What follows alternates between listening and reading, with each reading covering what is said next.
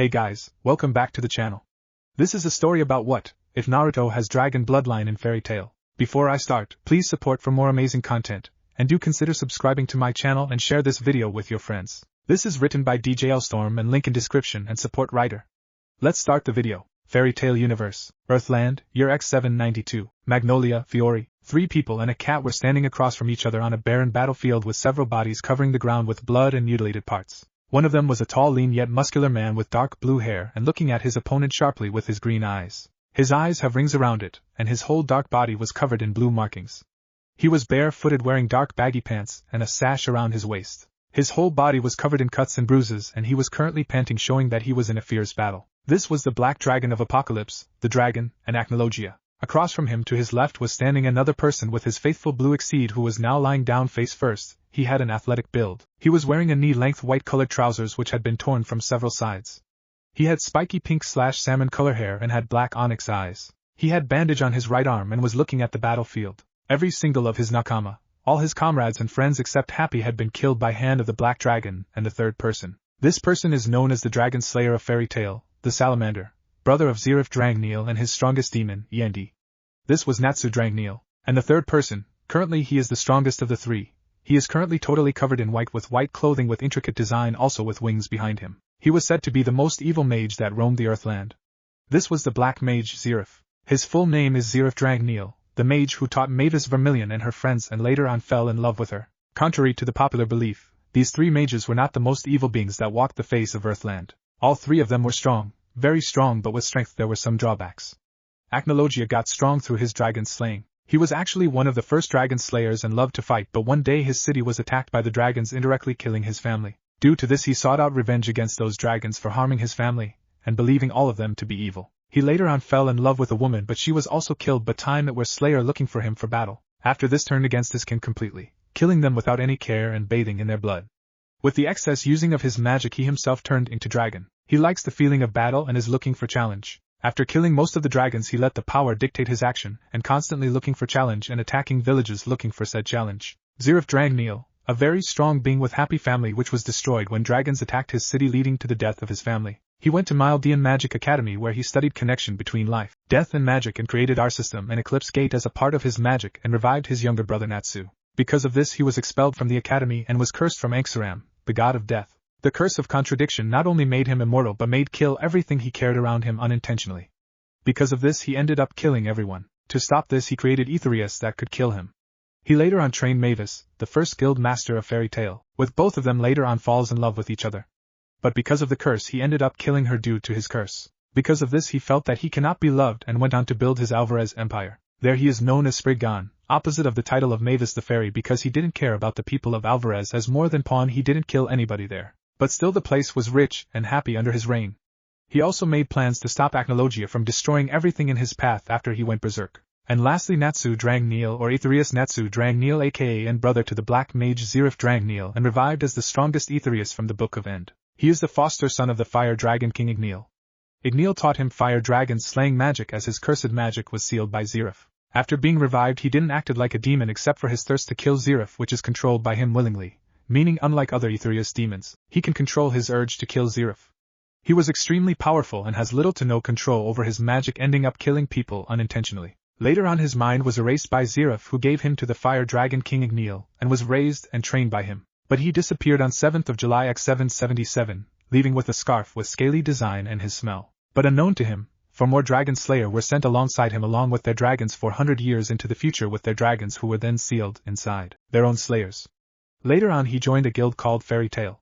From there on, he went on many adventures with his friends, mainly with Team Natsu. He made friends and even found other dragon slayers. He stood up against demons and dark guilds and fought against mages of wizard saint level, and remembered what his life was before being trained by Igneel.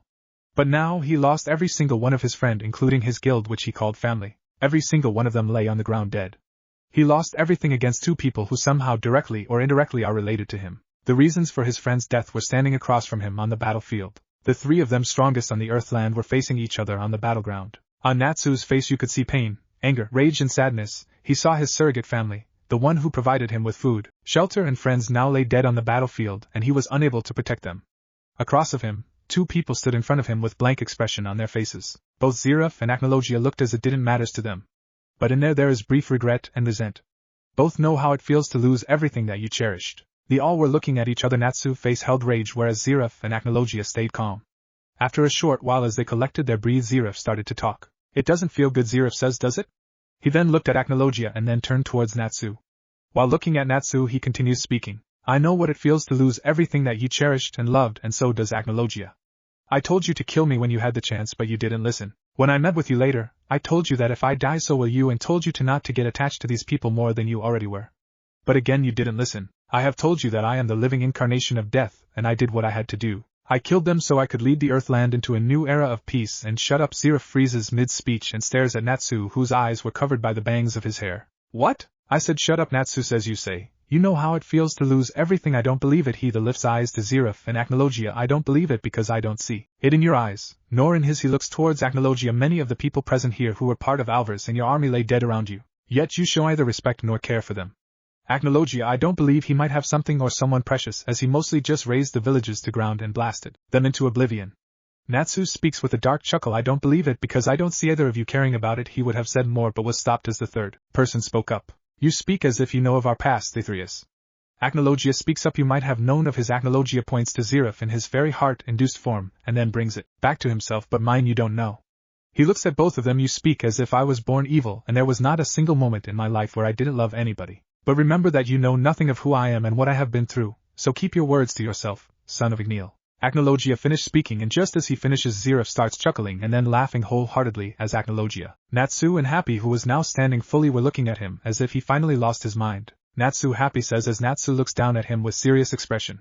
Why is he laughing? I don't know, Happy. Natsu responds, as the laughing of Zeref might have sounded creepy at any other time, but now it was just pissing him off and was powering up. What do you find so amusing, Zeref? Acnologia asks Zeref, as he himself was getting agitated with his laugh and starts powering up. It is amusing, Zeref replies with a smile, getting on the nerves of conscious people, that the three of us, the most powerful wizards in history, are currently fighting against each other, and we are fighting to fight for what we believe is the right thing. He then looked at the sky, and it's quite amusing as the three of us has the same start from that one incident that changed our life. He then looked down at the others. The dragon attack. Acnologia and Natsu stiffen as both of them remember that incident clearly. That day many of the family, including Acnologia's and his Natsu's family, were walking through the shopping area of the city as a 5-year-old and 9-year-old Zeref were walking through the streets with Acnologia walking with his family. All of them looked happy. But it all went south when the dragons came out of nowhere and attacked the city. The attack led to the deaths of the family of the two, and one of them literally dying. None of them could forget the day. The dragon attack on our city which led to this and shaped us to what we are now. Zeref continues, it was the day that turned our life and set different path for us. We all decided the path that we thought was the best. I tried to change life and death, and Acnologia decided to destroy what he thought was evil, and you Natsu, you become a super-powered uncontrolled child. We are all at least 400 years old. Our lives started 400 years ago, and here we are victims of the dragon attack 400 years later, standing against each other fighting. Yes, I found it very amusing. He then alongside Natsu and Acnologia starts powering up, giving him an angelic hue. And unknown to the three of them, they didn't notice a spark occurring in the area where they were fighting. With their increase in power, the sparks continue to grow. I don't what you think or want, Zeref, and I don't care if you are my brother. I will kill you, Natsu says angrily and starts charging up his attack. You think you could beat me, Aetherius? Acnologia says, I must say that I had fun battling you, Zeref, and your puny guild, but I must end this battle now. Both of you are idiots thinking you could beat me, Zeref says from across. In my current form, I'm at my best, and I shall defeat both of with this power. As the three of them were charging their respective attacks, Happy turns his attention towards the sparks that were occurring in the area and looks at Natsu and his two opponents, and then back towards the sparks. What is happening? He thought, and looks back at Natsu, who was oblivious to the occurrence, just like his opponents. Fire Dragon King Roar, Apocalypse Dragon Roar, Death Pillar. The three of them launches their respective attacks, with Natsu letting out huge torrent of flames at Zeref and Acnologia. As Acnologia lets out his own roar in blue color, and Zeref brought both of his hand together to complete his spell. As their spells collide, it lets out a massive shockwave, and the place where the sparks have been forming ripped open a gate, just like Anima. Natsu and Happy thought simultaneously. The Anima then starts a vacuum, trying to suck everything. Desperately, everybody conscious grabs or tries to grab something, but were sucked into the Anima. Zeref, trying to stop it, cast Neo Eclipse on the portal desperately, but it proved futile as the Anima increased its force in sucking the things and wizards present and took on a new golden gate glow. Eventually Zeref, Acnologia and Happy were sucked into the Anima along with injured and unconscious wizards and threw them into the Anima. After going on for about 5 minutes, the Anima closes itself as it leaves behind a barren battlefield with wizards and people lying here and there. But nobody knows why did the Anima open right now at this place, and where did it take the people alongside Natsu, Happy, Zeref and Acnologia. Narutoverse. Elemental Nations, October 10th. Kanahegaku no Sato, Fire Nation. It was night when Kyubi no Kitsune, the nine-tailed fox, went berserk after being forcefully extracted from his Jinchuriki, in the middle of village hidden in the leaves. Minato Namikaze, the fourth Hokage, was with his wife Kushina Uzumaki Namikaze. The previous Jinchuriki of the Kyubi went into labor with their son, Naruto. It was all going well, but every good thing must come to an end. This also ended when Biwako, one of the medics who was holding their son, was killed, and from behind her a person, wearing spiral mask, came and held the newborn child in his hands. The man in the mask had a Sharingan named Tobi. He held the newborn Naruto at the point of kunai, threatening to the Hokage to step away from the Kyubi Jinchuriki. Tobi then threw Naruto upwards, prompting the new father to use Hiroshin, the flying thunder god technique, to save Naruto from falling on the kunai. Later on he found that Naruto had been covered in explosive tags, and teleports away to keep him safe. Using this as a way, Tobias this time to attack the injured Jinchuriki and extract the bijou from its host. It led to the weakening of Kushina as Kyubi was extracted from her, and she watched as he used Sharingan to put the Kyubi in his Tsukiyomi Genjutsu, and use it to send Kyubi to attack Konoha as he stood atop of it. After a short while, Minato returned and fought against the masked ninja. At first it was one-sided fight, with Tobi mostly dodging the strikes made by the fire shadow, but after some time he was successful in hitting the masked ninja with one of his Rasengan and branded him with Flying Thunder God Seal, allowing him to teleport to Tobi whenever he wanted. He then used a contract seal on Tobi, releasing the nine tails from his control, and forcing him to use his Kamui to warp away, but unknown to both of them, their battle between the space-time ninjutsus led to sparks appear in the area. Both of them ignored it to keep attention at each other, but still kept wary of it, believing it to be some kind of attack from their opponent. As he was about to warp away, unknown to both of them, some kind of portal appeared above the as two figures totally exhausted and injured fell on top of the Kyubi. After that, Kyubi began retreating away from the village, but kept on its attack against the ninjas that followed it. Kyubi then prepared another beast ball, but Minato summoned Gamabunta, and used all his chakra to teleport away with Kyubi to different location, where Kushina used her chakra chains and barrier ninjutsu to keep Kyubi. Seal the Kyubi back into me, Kushina says as she saw that she is dying very slowly. I am dying, and it will be good if it is sealed in me when I die. I won't do it, Minato replies as he looks at Kushina and looks at Naruto. I believe we should seal it in Naruto. I believe he will be able to use Kyubi's power at its maximum. Moreover, if you die, then Kyubi will be eventually reforms at his place.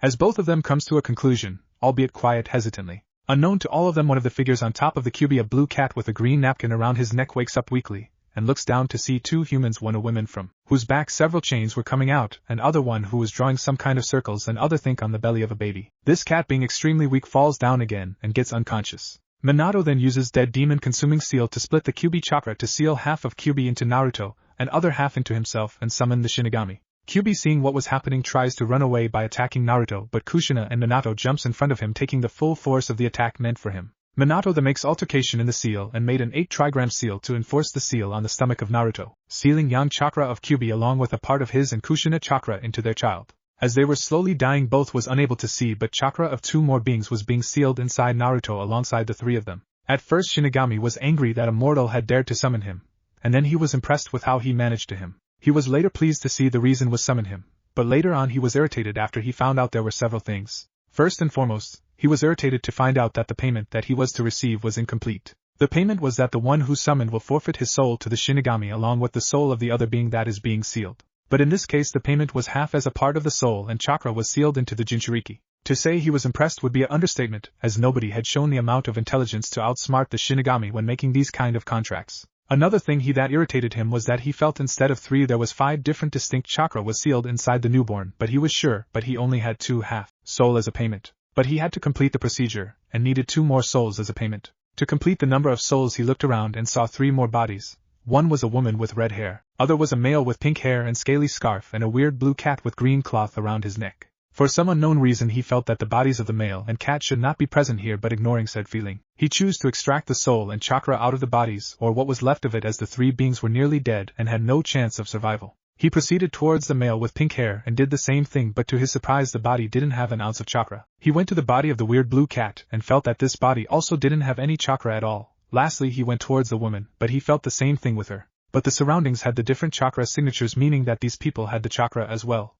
It's like somebody took their chakra and put somewhere else. And suddenly realization dawned on the Shinigami as he went towards the baby and felt for different chakra inside the newborn's body, and to his surprise he found that, apart from the signature of the boy himself, the child was possessing 5 extra chakra. Shinigami sighed as he looked around. The situation is more complicated than I originally thought. Shinigami thought to himself as he starts to fade. I need to discuss it with the person that have summoned along with the other tenants that this child is now carrying. After completing his train of thoughts, Shinigami decided to seal the bodies of dead and leave the child alone as 2 came out of forest with an elderly man in robes. The man was very old and was once known as the god of shinobi. The third Hokage, Hiruzen Sarutobi, now stood at the place where the final battle took place, already knowing the fate of his successor, now predecessor, and his wife, and looked down as the Anbu brought the child to him. Was it the right thing you did? Minato Sarutobi thinks, as he looked at the content and smiling face of the sleeping child. Was putting such a big burden on your own son was the best decision. Call the council, the Hokage commanded. We have some things that need to be discussed. Few of the Anbu went away to call the councilmen and women. The blonde child shifted in his embrace as the god of shinobi cradled him in his hands with a smile on his face and walked towards the Hokage tower. Meanwhile, inside mind of Naruto, Natsu was having a massive headache, just like the time when he had accidentally dropped strawberry cake that was meant for Urza, and after that she had beaten him senselessly. He remembered after that he should be careful around the strawberry cake that is for Urza, but what he wanted to know that why his head was pounding. The last thing he remembered was the attack, and his fight with Zeref and Acnologia. As if he had remembered something important, Natsu shot up and looked around to see Black. Natsu thought as he curiously looks around and see that Happy, his faithful companion, was waking up just like him. Natsu, Happy whined in his childish voice, "What did you do to me?" Natsu then looks at Happy questioningly and asks a question. "Happy, what is the last thing you remember?"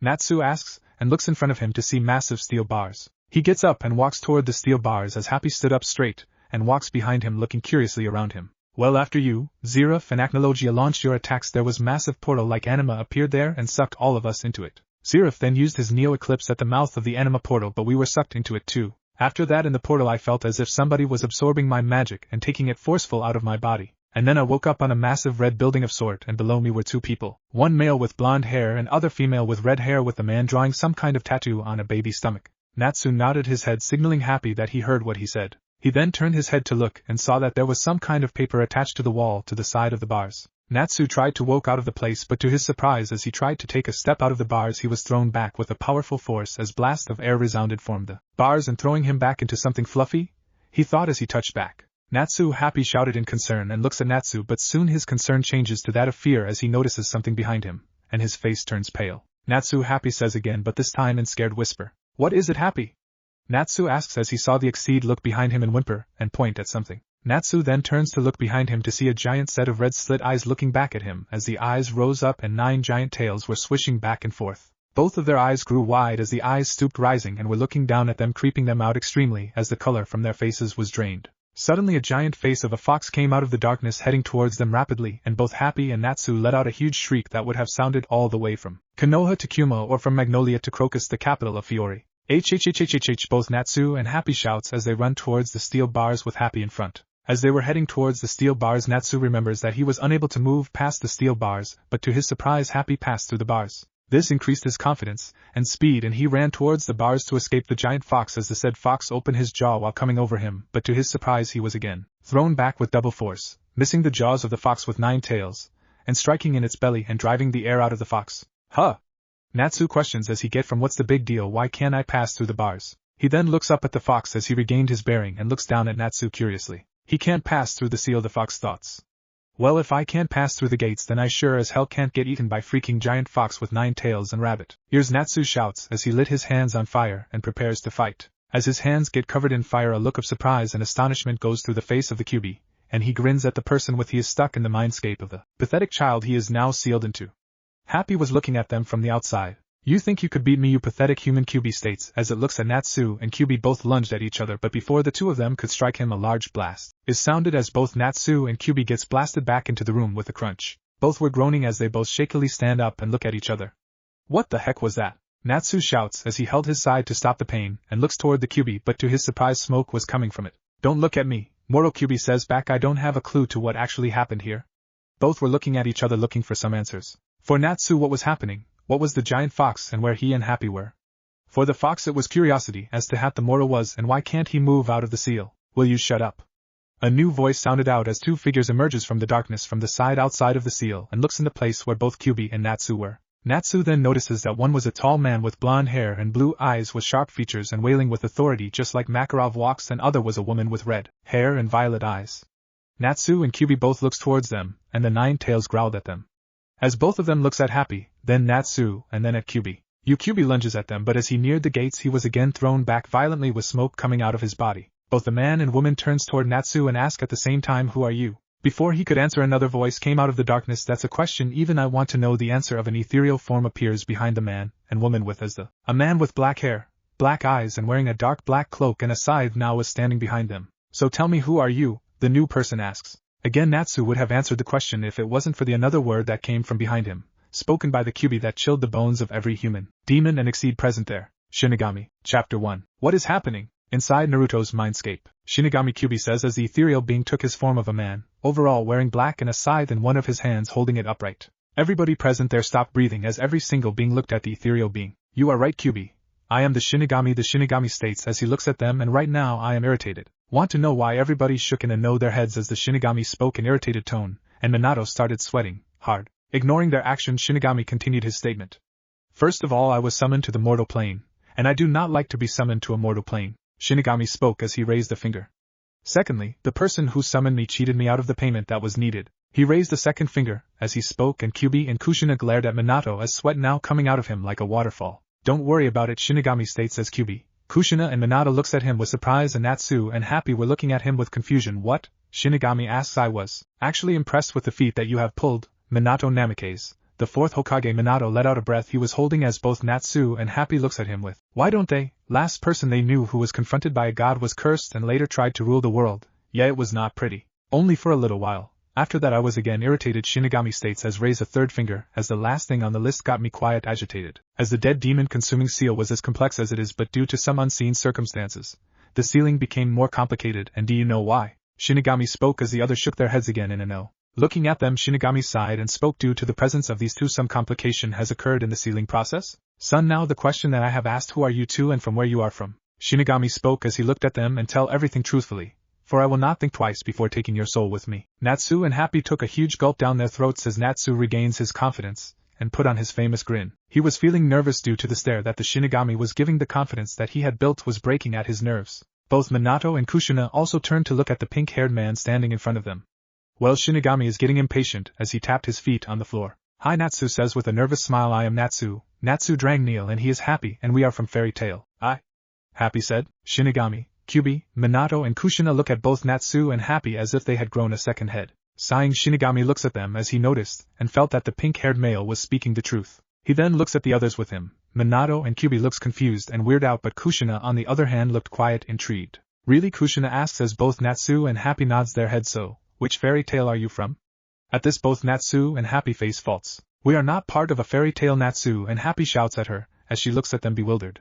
"But you said you are from Fairy Tail?" He said we are from Fairy Tail, Happy states. "But you said we are from a fairy tale. What's the difference?" Minato asks. "The difference is very vast," Happy said. "We are from a guild called Fairy Tail, not a fairy tale." As Happy finishes, a look of understanding crosses the face of Shinigami, Minato and Kushina, but Kyubi snorts as he looks at them. Why would a person name their guild on such things?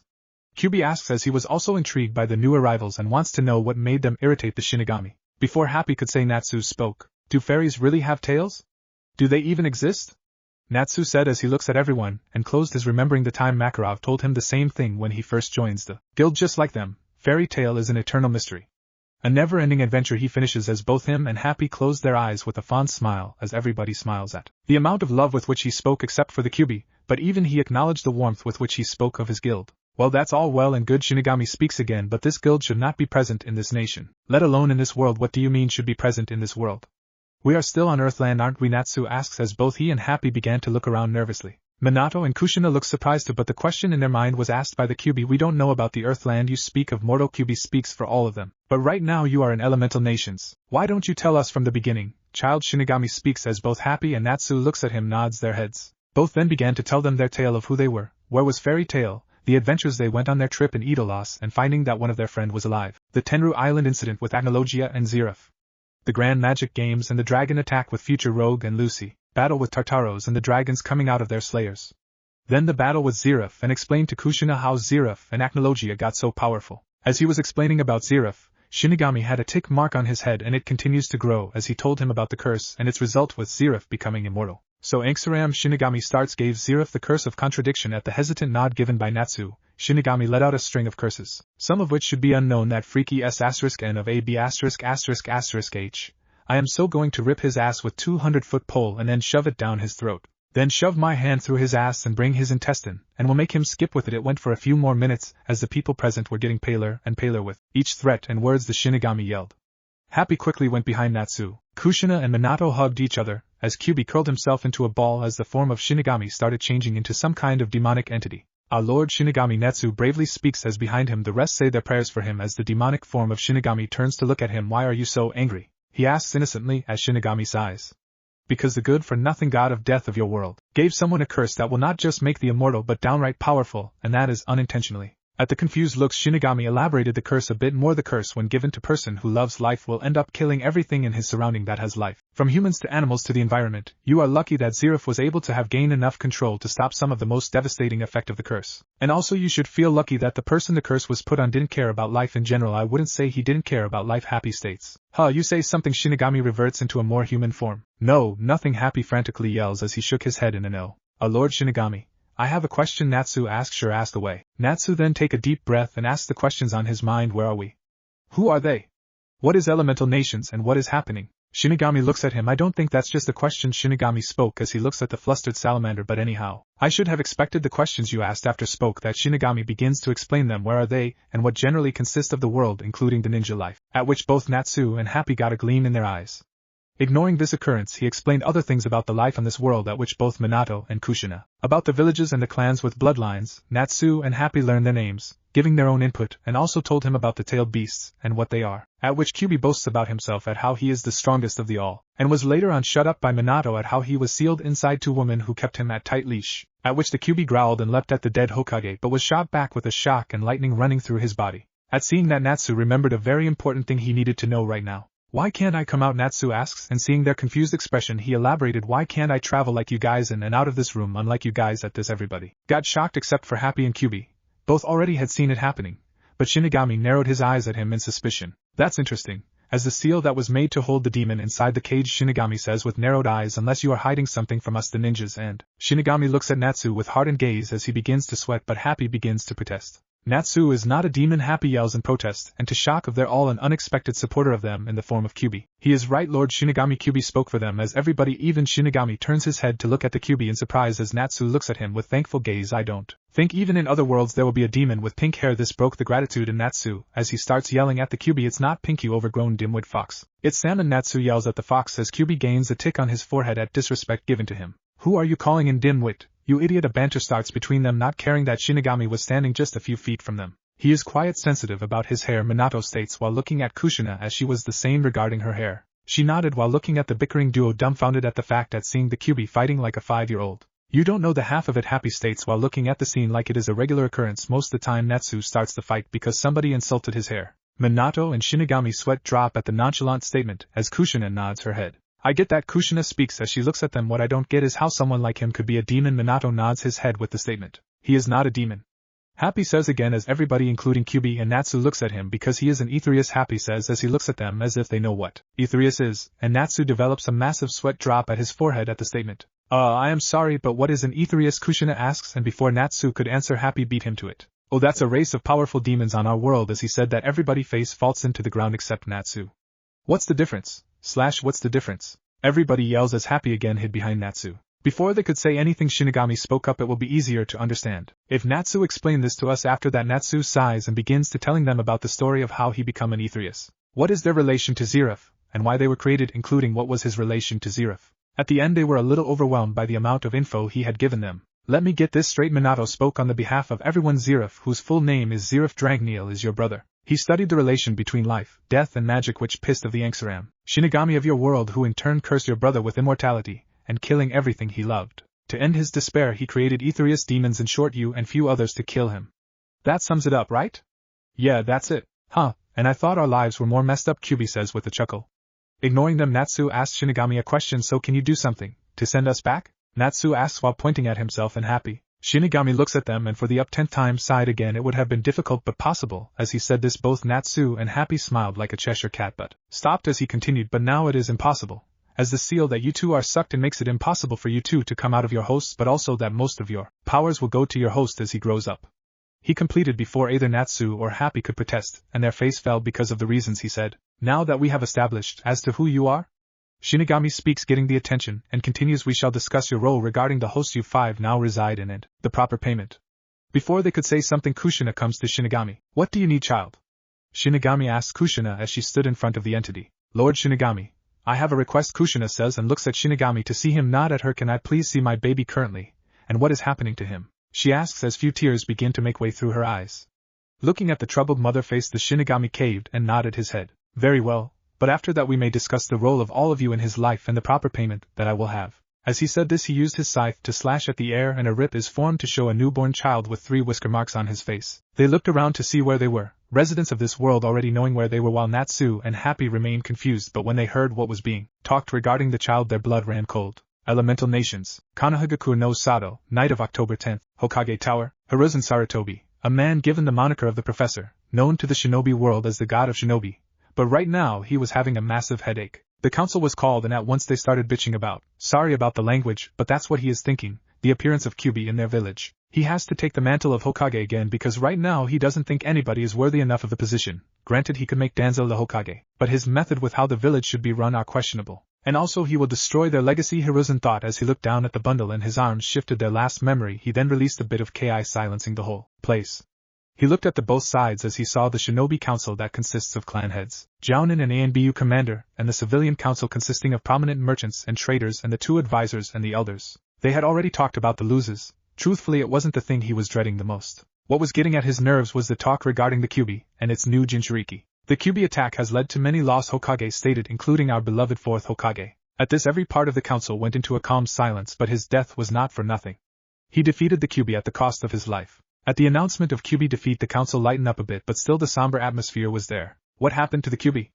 An old man mainly covered in bandages spoke. You don't have to worry about it, Danzo the Hokage proclaims. Yes, we do. The now named Danzo states as a shinobi knows that a bijou, which is physical manifestation of chakra, cannot be killed. It can only be sealed. As he completed his sentence, the whole civilian council went into disarray. The Hokage cursed the old warhawk for his knowledge and let Naruto out of hiding place from behind his robe in his arms. You are right, Danzo. Hiruzen states the 4th died while sealing the Kyubi in now Jinchuriki. This is Naruto Uzumaki, Jinchuriki to the 9-tailed fox and the legacy of the 4th Hokage. As he finished the sentence, civilian council shouted for the head of the child, and as he was feeling the killing intent directed at him because of the civilians, little Naruto started crying while the shinobi and the elders remained quiet as Danzo spoke up. Again, you should give me the child. Hiruzen, Danzo says as he looked at the child. I will make sure to train the Jinchuriki into the perfect weapon. As he completed the sentence, somebody from the civilian council spoke up. Are you crazy? We should kill the demon now, he is weak. Just as the civilian completed the sentence, massive Ki from the shinobi council and the Hokage fell upon the civilian council and Danzo. You should know to whom you are referring to. Danzo Sarutobi speaks coldly to him as Danzo flinches at the tone he used, and then turned towards the civilians. And in whose presence you are talking? You are saying that we shall kill the Jinchuriki now. Tell me this, are you a shinobi or a seal master like the 4th? The councilman shook his head as he heard the Hokage as he looks at person and increased the intensity of his Ki. So tell me this, if he tries to kill this child now, even though I won't allow it, but just for a moment you were able to kill the child, what will happen? For all we know, the Kyubi could be released again. As he said that, many of them present in the council paled as the thought crossed their mind. That's why I am telling you, you should hand over his training to me. Lord Hokage, Danzo tries again. I shall make sure he remains loyal to us. You will make sure he remains loyal to you, the Hokage roared as the whole council shifts uncomfortably in their seats. And you don't have to worry, he will be trained in the shinobi program like a normal child, Danzo. Surely, you don't mean to train the demo at the glare he was receiving from the Hokage. He quickly changed his words, the child into the academy with our children. Yes, I do, the Hokage stated firmly. You can't do that, Lord. Before he could complete the sentence, the council was filled with huge amount Ki being released by the Hokage. Tell me, who is the Hokage? Councilman, the Hokage asked coldly. You are, was the weak reply. Yes, I am. So I don't need to be told what I can do and what I can't. Understood, the civilian weakly nods his head. And before I let you go, this will be the final law. The Hokage says whatever has been discussed here will be an S-ranked, and disclosure of any of this information outside the walls of this room from now on will be punishable by death. Now out, the Hokage yells out as the civilian council along with the elders went out of the hall, leaving behind the shinobi council. You know that they will try to make his life a living hell. Shikaku Nara, Jounin commander and the head of Nara clan, says as he looks at the Hokage. As he nods, this is going to be very troublesome. Inoichi Yamanaka and Chuza Akimichi snickers at their friend's description of the problems they are going to face in a single word. You should have told them his heritage. Suminazuka, a feral-looking woman, says as she looked at the child who now opened her eyes to show ocean blue eyes. They would have accepted him easily. Before the Hokage could reply, another person presents the reasons. and make him the prime target of Iwa Fugaku Uchiha, clan head of the Uchiha clan and head of the Konoha police force speaks up. We just survived the Kyuubi attack. With the death of the fourth, our forces are very much down, and we won't survive an attack if Iwa decides to launch an attack on us. Not to mention Kumo Hayashi Hyuga, clan head of the Hyuga clan speaks. They tried to kidnap Kushina when she was a genin. If they find out about the child she had with the fourth, Kumo will try everything they could to get their hands on him. It was the most logical thing that the Hokage had done by hiding the heritage of Naruto Uzumaki, even if the given name still gives way to much information. Shibi Aburame clan head of the Aburame clan says, he is right. The amount of wealth and power the Uzumaki held is still quiet. No, Inoichi says and looks to the curious eyes of Naruto as he looks at them and then smiles. And, if I am right, the wealth now this kid holds from both his mother and father side is enough to buy almost all of the village if my estimation is right. You are right, Inoichi, the Hokage says, and that's why I need to hide the facts of his heritage, and hope he will be ready when I tell him about his parents. All of them nodded, and after a few minutes Chusa tries to lighten the mood. Well, that's that, but if we don't care about him, I am sure Kushina will haunt us for the rest of our lives. As he said that, a collective shiver went through everybody's spine as everybody looks at Chusa with a look saying, bad joke, Chusa. If that is all, I have a question for all of you, the Hokage says as he looks at them. How did you know that this was the child and heir of Minato and Kushina? Everybody present there looks at him as if he really wanted to ask the question. But still they decide to answer him. I have the Byakugan, and we were close friends, Hayashi states. I have the Sharingan and considers Kushina my younger sister, and was best friends with my wife. They were also godparents to our child Itachi. Fugaku said with a straight face. I am an Aburame who looks at things logically, and looking at his face I don't need say anything. Shibi states stoically. I am a Nara with IQ above 200, Shikaku says. We are with them. Inoichi and Chusa states while pointing at Aburame head and Nara head. Everybody then turns to look at Tsum, who shrugged his shoulders and states he reeks of ramen as she said that everybody except the Uchiha. Hyuga and Aburame chuckled, but even their faces graced the briefest of smile on their faces as they remembered their friends. So is anybody going to adopt him? Tsum asks again as the laughter was now under control. I would have allowed it, but it will lead to imbalance in power among the clans and the elders of your clan may not like it. The Hokage states I might have allowed one of my jonins, but only few them will be able to take care of them properly, and the fact many will resent him for the Kyuubi. I could have given him to Jiraiya and he was asking/commanding me for making him the legal guardian of Naruto. But we needed his spy network. Also, it will be suspicious if the sensei of Minato Namikaze takes in a child whose physical appearance matches to that of the fourth Hokage. Yellow Flash Minato Namikaze and Kushina Red Hot Blood Habanero Uzumaki, the Red Death of Konoha. He may be a Sannin, but even he cannot take a nation alone. Everybody nods their head as they thought about the promises he might have made to the Hokage and his sensei to keep him away from Naruto. Thus I have no other option except for putting him in the orphanage, as the Hokage says that many were ready to protest as they knew the civilian will make it difficult for him to be taken care of. I know, but we don't have any other choice. The amount of headache I will have from the civilian side will increase, but if I put him in orphanage, if somebody decides to adopt him, the civilians won't be able to interfere in his life. Unknown to the third, he will regret this thought later on. Inside Naruto's mindscape, Kushina was crying as the people talked about her son. Minato at first was confused as to why the hell were they talking about their son like a demon. The confusion then turned to irritation as he looked around the room to see that his sensei and godfather of his son was not present during the meeting. This irritation then turned into rage as Danzo and the civilian council told the third to hand over Naruto. They were disappointed in his sensei, but was elated to see that their friends were respecting his wish. Kushina was confused as to why the third refrained himself from telling them his heritage, but understood why he did that when it was later explained by him, and the reason why Jiraiya was not here. That brought a smile on their faces as they pictured Jiraiya threatening the Hokage for taking care of Naruto coming into their mind. Meanwhile, Natsu and Happy were openly frowning as they looked at the screen. He is a demon, but the child in front of them was now housing not one but two very powerful demons. But that didn't give them the right to ask for the death of the child. Shinigami was scowling at the civilians as he heard what they were planning as the Kyuubi scowled at them. And that's the reason why I don't have any love for human, Kyuubi states, as he looks at the council. You humans have so much hate inside of you that you let it dictate you. And you call us a demon. Tell me this. I am the entity of mass destruction and hatred. But why most of the destruction happening in the world is result of human interference? He snarls, and now they have the guts to call him me, the great Kyuubi no Yoko, a mere child. Shinigami then strikes his scythe on the ground as the rip closes. Sighing, Shinigami looks at the people who made his work. In all of the years he had collected the soul, extremely complicated. He had to admit that the hate of the human make them do stupid things, but he cannot just take the soul of a child, especially that child who now hold the greatest demons of two different worlds. Suddenly an idea struck the deity, as he looks at Natsu and gave massive grin creeping him out. Natsu Drang Neil, Shinigami said while looking at Natsu. You are a dragon slayer, right? Natsu nods his head, albeit a bit reluctantly, with Minato, Happy, Kushina and Kyuubi looking at them confusedly. I have told you that you all are stuck inside here and I cannot let you out, and as the payment I will have your souls. Usually I would have taken the souls of all of you, but I decided to do something to improve the life of your host a bit, Shinigami says as others looking at him with the look, saying how? I will make your dragon slayer abilities a bloodline. Granted, I will tweak them a bit to make it a bloodline. I will modify it in such a way that he and his child will have the bloodlines in tune to the elements they have affinities to. Meaning they could either have the abilities of Fire Dragon Slayer if they have the affinities of fire.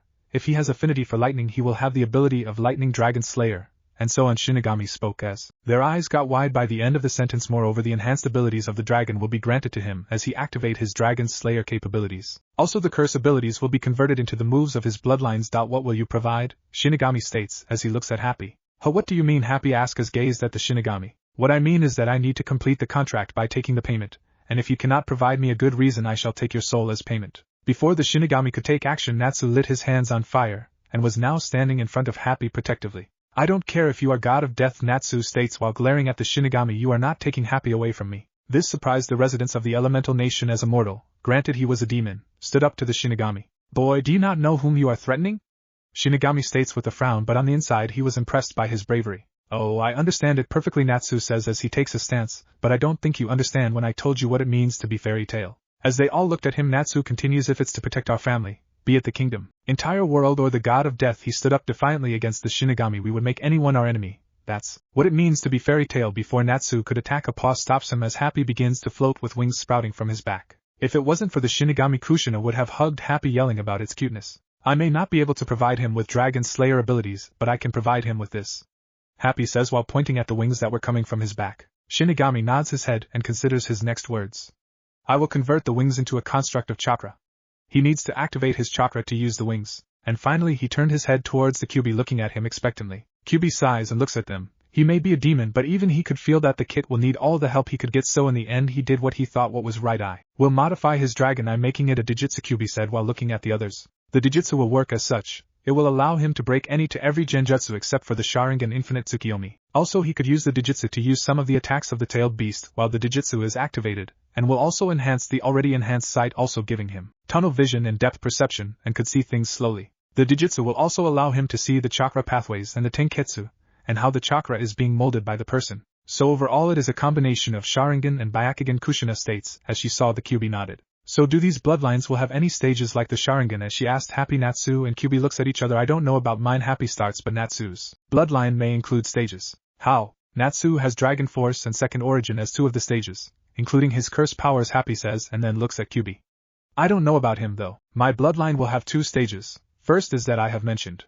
Second stage will allow him and his family that he may have to form a contract with the Kitsune contract. I may not be the boss of the contract, but still I am a Kitsune and am also the strongest. As such, I have the authority to choose and give them the mark of the summoner for the contract of foxes. And I just made it his bloodline.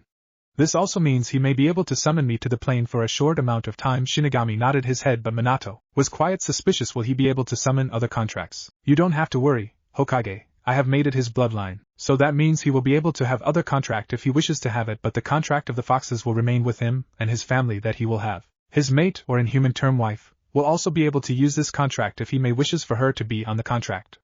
Kyuubi said again as everybody present nodded. Now that the bloodline has been discussed, Shinigami states, I must bid you farewell, and wish you luck on the journey you are now on. I also hope that luck is with you and the child, as the life of this child is going to be very difficult and full of problems. Also prepare a scroll for him, Natsu, to understand the capabilities of the Dragon Slayer and his bloodline. Both Minato and Kushina will help in creating the scroll for it, and I will provide a way for him to have that scroll. Shinigami says as his form begins to fade. Oh, and also remember that except for Kyuubi, your lives in here are nothing more than temporary, as he is a construct of chakra and may never run out of chakra, but you four on the other hand will end, and at that time I will come to collect your soul. 7 years later, Elemental Nations, Kanohigaku no Sato, October 10th. A blonde-haired boy with blue eyes and 3 whisker marks on each side of his face on the cheeks was moving through the city very discreetly. Today was his birthday and turned 6 today. But being an orphan, as he didn't have any parents, he didn't had anybody to share this occasion with. Not only that, but on this particular day the people were mean to him more than usual. They even tried to harm him by using him as a target practice for kunai, shuriken and other weapons. When he went to shop, the shopkeepers will drive him out of the shop with broom. Most of the Konoha, that includes the civilian, some Chunin and very few Jounin, hates him. That much he understood, but why did they hate was unknown. The only one who didn't outright hate him and were either neutral or cared about him were the Hokage, shinobi, the clan heads and their family, and the old man and his daughter at the ramen stand, who were the only people to provide him for the food. After he was thrown out of the orphanage 2 years ago, he was founded by the ANBU and was then taken to the Hokage, who later provided him with an apartment and stipend from his own account. He also brings gifts on his birthday and spends some of the time with him. He was the one who introduced him to the Ichiraku ramen, and he loved it. He also knew that he leaves some ANBU guards to watch over him. He knows where they hides and keep looking at him to protect him from any harm from the villagers. He didn't know how, but he could smell and see them. He could also hear a distinct sound of giggling coming from his right side right now. But the weird thing was that to the normal eyes nobody was present. As today was his birthday, along with the defeat of the QB, he went out to see the festival but from a distance. He still remembers what happened last time to him during the festival when some of the drunken villagers formed a mob and tried to kill him. He hid himself from the sight of normal civilian to see the festival but was found out by a drunk chunin who then proceeded to take out his kunai to kill him. But Naruto quickly ran away from him. He went to the Ichiraku stand earlier but ran away from there fast as he saw several villagers forming a mob just a few blocks away. He was now hungry and sad. He decided to stroll near the forest. As he was looking around the forest, the ANBU in him becomes alert as he smelled a drunk chunin making his way to him. He tensed as the chunin lifted his eyes to make eye contact with him. So the demon is walking leisurely out here, the chunin says as he takes his kunai out. Now I can avenge my brother by killing you, demon. I don't know what you are talking about, Naruto stammers it out. Oh, I think you know what I am talking about, the chunin states. Now stand right there so I could kill you. Before the ANBU could react, the chunin goes through a sequence of hand seals fire release. Great Fireball Jutsu. A huge fireball is released from the mouth of the chunin headed towards Naruto. The ANBU were quick to action with them restraining the chunin and few running towards Naruto to protect him, but what happened shocked them to their core. The fireball was, instead of harming Naruto, was being sucked into his mouth. As the last of the flame went into his mouth, he gives them a sheepish grin towards the shinobi present there as everybody. Thank you for the meal, Naruto says as the shinobi looks at them with surprise and shock in their eyes and their jaws on the ground. Meanwhile, the ANBU are thinking how they would explain this when they will write this in their report. At the Hokage Tower, Hiruzen Sarutobi looks at in front of him at the scroll that was delivered to him by his ANBU crow, saying that his little brother found it but none of them were able to open it. Not only that, the scroll either shocked or burned the culprit if they tried to open it with force. He was known as the god of shinobi, but after paperwork and women, this is the only thing that he is unable to understand and escape from.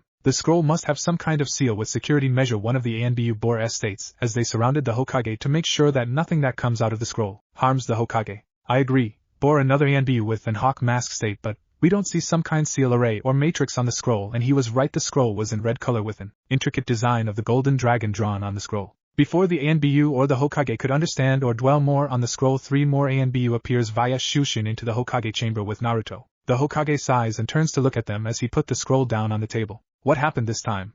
The Hokage looks at them as they all fidget in their places.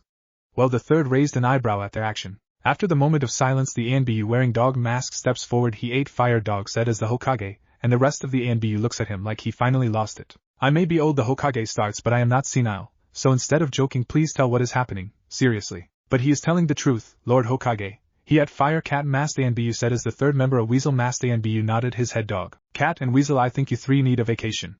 Before they could protest, Naruto chimes in for them. But they are telling the truth, old man, Naruto says as the Hokage looks at him, finally caving in, and told them to tell them everything and not to let out a detail regarding the incident. As they were recounting the incident, Naruto looks around the room as his gaze finally settled on the red scroll with the golden dragon on it. For some reason he felt like the scroll was calling to him. He quickly went and took the scroll from the table and started inspecting. Crow, who was looking at Naruto, let him try, thinking he might be lucky enough to open the scroll. As the dog completed his report, Hokage sighed and looked toward Naruto to see that he was not at his place, and was looked at his side to see the scroll that was proving to be very difficult to open.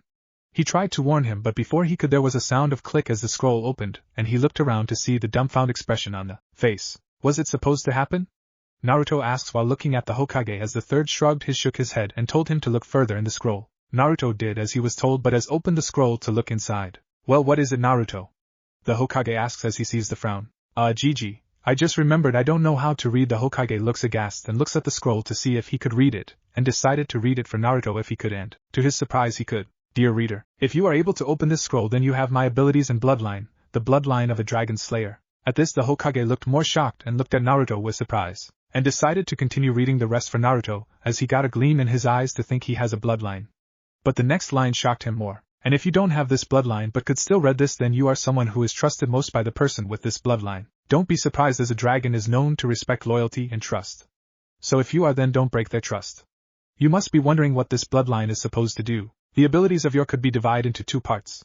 The first will be physical characteristics and other will be elemental characteristics. Physical characteristics.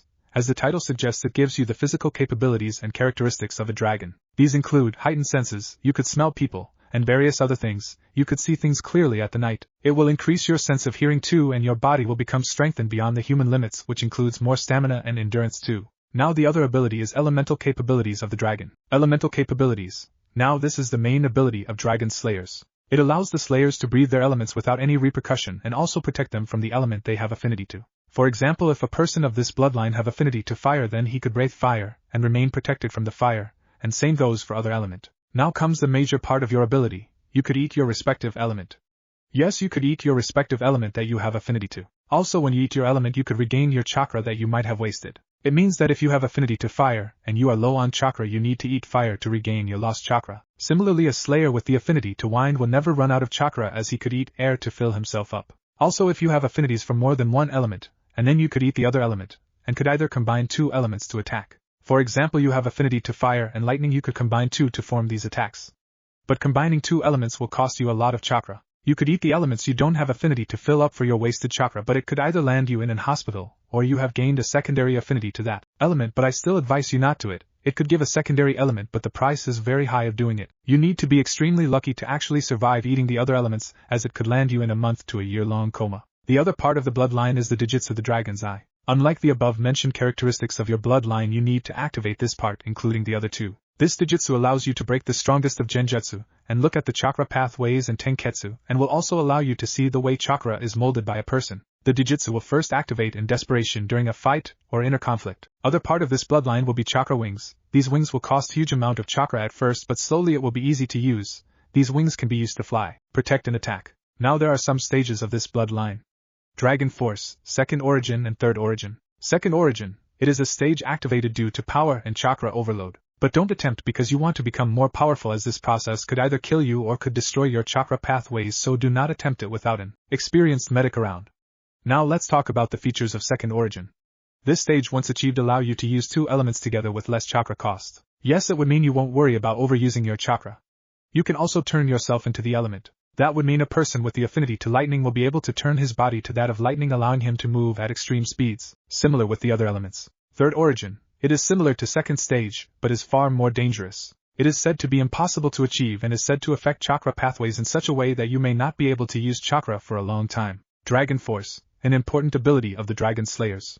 It can be achieved in several ways. When you decide to eat a special substance that consists of every single element inside itself, or by eating Heaven's Flame, a special flame that could heal almost any to every injuries and wound, or by either defeating or slaying a dragon. Yes, the last one seems impossible to achieve. Before I end this letter, I have written the common moves that can be used by the Slayers. These moves can be used by the Slayer of every element, so you don't have to worry about not able to use them. At the end of the letter there is a sealing matrix that has been used to seal some scrolls of the said moves. You just need to push your chakra into it. Similarly to this scroll, that was to be opened only to the Slayer of this bloodline, the seal matrix will only respond to yours chakra only. And the moves that are written will be exclusive to Slayer only, which would mean the words of that scroll would only be available to you. This is everything you need to know about your bloodline.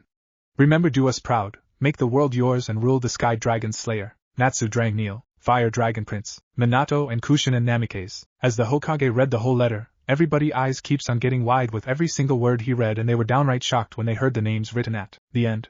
They may have not known the Natsu guy, but he was a prince, but the name beneath them were very famous in the shinobi world. Naruto, eyes wide when understood what was written in the letter, was very close to shouting, but before he could do anything, Hokage decided to seal the room with silencing seals and told the ANBU to stand guard.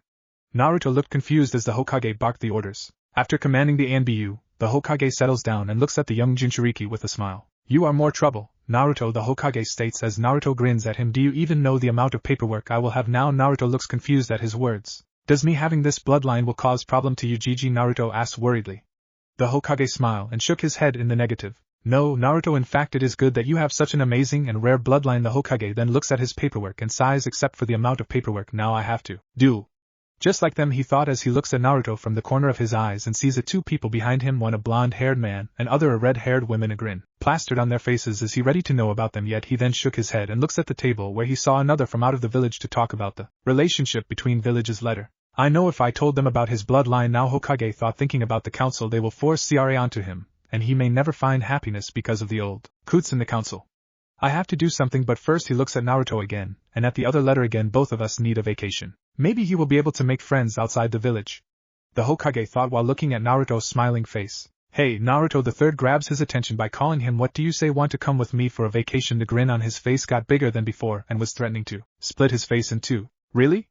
The Hokage nodded at the childish enthusiasm of the child, and inside his mind 4 out of the 5 people were also smiling looking at him.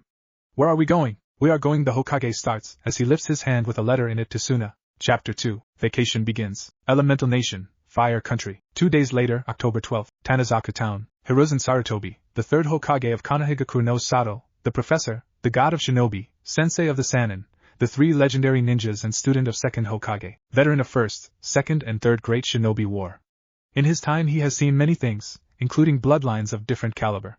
But this takes the cake. This bloodline, from what he read, was unique in every way, and on top of that it was written by a prince of Fire Dragon, the 4th Hokage and his wife. He didn't even know that they had this kind of bloodline, and Naruto was extremely happy when he found that the 4th Hokage and his wife, which he now found out that he had a wife and how beautiful she must be to make his hero fall in love with her. Granted, it was unknown to the most of the population of Konoha, which in turn made her even more happy to know something others didn't know, had written a letter for him. The Hokage was annoyed that both of them hidden away a letter of this kind from him.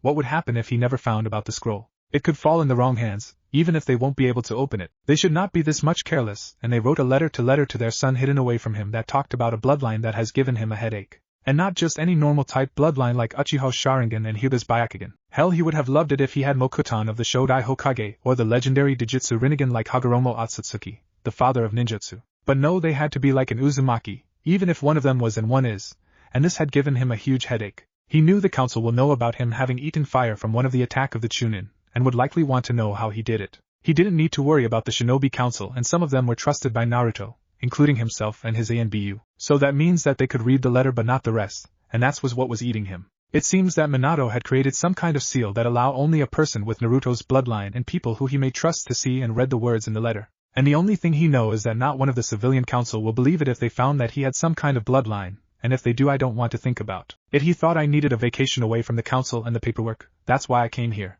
So think happy thoughts. Happy thoughts. As much as he tried, he was unable to think just that. And the only thing that made the whole letter legit was the signature of Minato Namikaze and Kushin and Namikaze, and their stamp at the end. That was the only thing that could shut up the council and allow them to believe the words written in the letter. He knew that showing them the letter won't work because it really won't show anything to anybody else. He knew because he tried it by calling in his secretary and by asking her if she could read the scroll, and he snorted at what she said. The scroll was empty. She said the Hokage thought while holding the scroll the amount of information in this scroll could make Kumo and Iwa kidnap him, just so they could research and have children that could refill their chakra by eating element. More so, Kumo, Iwa would likely to torture him before hit his teen. Now the bloodline itself, it would probably just make this bloodline more feared, respected, and wanted. Naruto already has huge chakra reserves, given his heritage. But this bloodline also enhances his body, giving him heightened senses equal to or greater than Inuzuka clan. After he found out he could smell more people in the room and could also hear thumping of some kind, showing that he could also hear heartbeat while being extremely close to people, and also that there was someone else in the room. All the more reason to get out of there, and laying out some rules and giving most of the authority to the Shinobi Council except few, and made sure to tell them not to do anything if something regarding Naruto comes up. He also sent a letter to the Fire Lord telling him about going to Suna and telling him about whom currently has authority in the council. Should have waited to see the look on Danzo's face, handing out most of the power to the clans. Then him would surely get under his skin, Sarutobi thought with a snort. His eyesight was also enhanced, making him see things better than anyone else. Then the major and very unique part of the bloodline comes into play. He had seen many bloodlines in play, from Sharingan to Byakugan, Mokutan to Hayatan. Heck, even Kushina's chakra chain, while rare, was still a bloodline which could absorb chakra and could also protect her while in danger. He had heard of someone else that could absorb chakra but was an experiment of his student, just like Tenzo. There were several bloodlines that would be easy to comprehend and understand, but this is from another world totally. This unique bloodline will allow Naruto to eat the elements and protect him from it. Every single one of the bloodlines costs chakra. Every bloodline uses chakra, but in this you get to replenish the chakra you had wasted by just eating the elements, and you are ready to go at it. He knew that Naruto has fire affinity, and may also have another. He wasn't sure about other affinity that he may have. Not only that, but if he has more than one elements, then his bloodline allow him to combine those two elements to form a third sub-type element. If he had and has affinity to either wind, water or earth, then he could use scorch, boil or lava release respectively. And the Dijutsu Dragon Eye, from what he read, the Dijutsu was somewhat a combination of Sharingan and Byakugan. It didn't have Byakugan 360-degree field vision, or ability to copy jutsu of Sharingan, but what was provided was some of the abilities of both the bloodline combined. If this kind of bloodline was known before in Konoha, the clan that had this bloodline would be on same pedestal like Hyuga, Senju or Uchiha, and could be as dangerous as the old Uzumaki clan. A clan, feared and respected more than the Senju or the Uchiha. It took a combined effort of 3 major villages and several smaller villages allied to them to destroy the Uzushiogakure, the land of the whirlpool. But even then they weren't able to completely annihilate them. They went back in their village to tell they had defeated the army of Yuzu that consisted mainly of the Uzumaki. But when asked about the village, they weren't able to go forth in the battlefield. Every house, every home of the Yuzushiobikyu were covered in the seals that made impossible to enter them. He even sent Jiraiya there once, and even he, a seal master, was unable to understand those seal. That's why they sought to attack the home of Uzumaki and destroy them, and went back home with heavy losses and head hung in shame, with the causalities among them extreme. An Uzumaki was a devious being, but combined with seals they were downright terrifying. In battle they could put a Nara to his her wit's end. Another thing known about them that they are known to be very lively, and sometimes quiet, dense, and idiotic, and brave, and brash, and many other things that includes their flippant attitude. For example, little Naruto, his surrogate grandson, is not only master prankster but have very short span of attention. He was just not able to get attention to things he considered boring, and also giving nickname to people just like Kushina. A fond smile graced his lips as remembered fond memories. They were lively and kind, but in battle they were ruthless and powerful. This bloodline must be kept a secret Hokage side, and from what I think Danzo may already know bits about this and will surely try to get it. It's a good thing I sent him a letter to discuss things at later date, and if not met the consequences that will follow Hokage, then look down at Naruto. He has decided to teach him how to read and write and basics alphabets. He would be able to read fluently, but his writing will take a long time to be actually readable. It was a 6-day trip to Sunagakure, and he has decided to spend at least 7 days there, and then return. While discussing about the letter the Kazekage sent, from what he read, the letter was talking about rerouting some of the mission that was sent by the Wind Daimyo to Konoha could be sent back to Sunagakure no Sato. He decided to use that as an excuse for getting out of the paperwork. Truthfully, there might be some form of paperwork, but that would pale in comparison to the paperwork back home. He still cringed looking at the mountain of paper and cursed the Yondaime, even if he respects the Gaimos, for taking the secret to paperwork with him to the grave. Sunagakure no Sato, the village hidden in the sand, the ninja village of the Wind Country on the border of the river country, is the ally of Konoha. From what he had heard, the Yondaime Kazekage, Sabuku no Raza, had used his youngest son and made him the Jinchuriki of the Ichibi. He was desperate to increase his military might and impressing the daimyo. But looking at the letter in his hand, the plan may have backfired. This was putting the Sunagakure council on the edge while putting the Kazekage on a tight spot. He is currently traveling to Suna to talk what he could work out with the Kazekage, and he bought the resident troublemaker and the resident prankster of Konoha with him. He let a sigh thinking of trouble that Naruto could create while they are on vacation, as he gladly put it. On the other hand, he may be able to make some friends in the other village. Back in Konoha he didn't have many friends, or have any at all. Most of the civilians' family keeps their children away from him, and shinobi were mostly wary of him. Many from the clans have tried to adopt him, but after the mending of the civilian council they just stopped trying. The Uchiha clan would have loved to keep Naruto with them, and could have become his friends if you look at it, but allowing them his custody will put him balance in power. Also he may develop their arrogance, which was a necessity in that clan. Same goes for the other clan, including their unique quirks. But mostly the clan heads and the shinobi close to Yondaime and his wife were hurt when they had to ignore Naruto in public, mainly the Uchiha. After the Kyuubi attack, the Uchihas had been isolated and ridiculed behind their backs by the villager, as apart from Senju clan bloodline. Uchihas are the only clan with a recorded bloodline to control a biju and suppress their chakra. To be sure they are not further isolated by the villager, they had to restrict themselves from making any contact with Naruto. The Hyuga didn't make, mostly due to their elder council, and same goes to the other clan fearing for the same treatment as that of the Uchiha clan. At first, after Naruto was born, there were assassination attempts on him, but as he grew they stopped. But now, on most of the days, Naruto was ignored and left about except for few drunks looking for justice. They just ignore his whole existence as he moves among them, and if he was right then it affected him more than anything else. As he didn't have most of the time, he is usually unable to visit Naruto, and except for Tochi and Ayame Ichiraku of the Ichiraku stand, nobody in the whole damn village acknowledges his existence. From what he understand correctly, it had affected Naruto little mind greatly having nobody to accept, and acknowledging may have a very large effect on his mind, and he could anytime turn to Kyuubi if this kept on happening. A child needs attention, he knew, as not having any positive attention could lead a child to depression, and from there on as he grows those thoughts could affect Naruto as whole, and him being the Jinchuriki of Kyuubi makes it more dangerous. He could just release Kyuubi on the village if it was to continue on. He knew that it was only his and the Ikaraku's along with his own ability to look at the good things that he is completely sane now, but for how long nobody knows. With the lack of seal masters in Elemental Nation it would be nearly impossible to seal Kyuubi back, as not only they would lose the last Uzumaki, the only clan in which the Kyuubi could sealed without any backlash, and lack of seal masters to seal a being like Kyuubi. He looked down at Naruto, as he was studying the scroll he had given him after he taught him how to read. He had to admit that even after having his mother attitude, he also had his father mind, but still the Uzumaki attitude was still a dominant trait. It took quite some time to make him understand things because of his short attention span. He had to bribe him with ramen after they go back home if he studied properly, and learned how to read properly before reaching Suna. At first he wasn't worried, thinking it might take time for him to read properly, but looking to him now, it should damn impossible to learn things this quickly, and now he was crying imagining the big gaping hole he might have in his wallet when they go to Ichiraku ramen stand. Looking at Naruto, he had to let out a sigh. After he finished the letter, Naruto was ecstatic, mostly regarding the moves that were in the scroll, another incentive that he was willing to study so much. He was having his own moves exclusive alone to him. Any 6-year-old kid hoping to be a ninja will be happy to know there are moves only for him and could be used only by him and for Naruto. It was a dream come true. One of the reasons he was studying so hard. He already had access to chakra, something he learned from him after he was thrown out of the orphanage last year, and now for the whole time they were traveling, there had been 2 questions coming out of his mouth.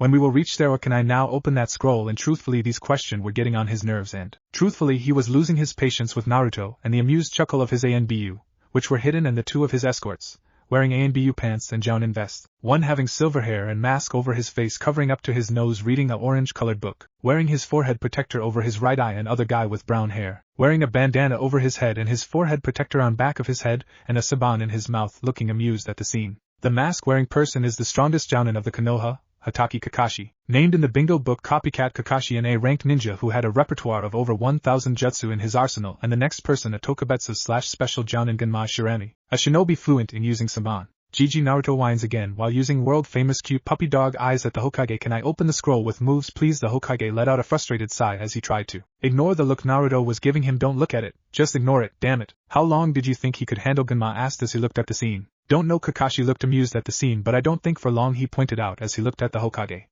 Hokage shot both of them a glare at their snickering. Naruto. Hokage states, why do you want to learn those techniques this early? Those techniques are for you, so why are you so impatient? He asks as Naruto for a moment dropped his mask of his happiness. He is sometime amazed at Naruto's mask and the amount and sadness behind those eyes. He quickly regained his mask back, putting on his famous grin as he looked towards the Hokage. I want to start my training for being ninja early. Naruto states, not only that, but I also wants to be accepted by the people. I figured they would at least be kind to me if they know if I have this bloodline like they do with the weird white eyes people. And I can make friends if they know of things I could. Before the Hokage could retort, also I could also protect myself if and when the masked guys are not around. Hokage looked at Naruto and sighed. Look Naruto. Hokage starts, I know that you want to learn things quickly, but you must learn patience. I will allow you to learn 1 or 2 moves from the scroll, but that's it. Also do not tell anybody that you have this bloodline. And Naruto's confused expression, he continued, I don't want any harm befalling you, Naruto. If people know that you have this bloodline, they would try to kidnap you to get their hands on the bloodline. At this, Naruto's confused expression turns pale, but it turns into determination.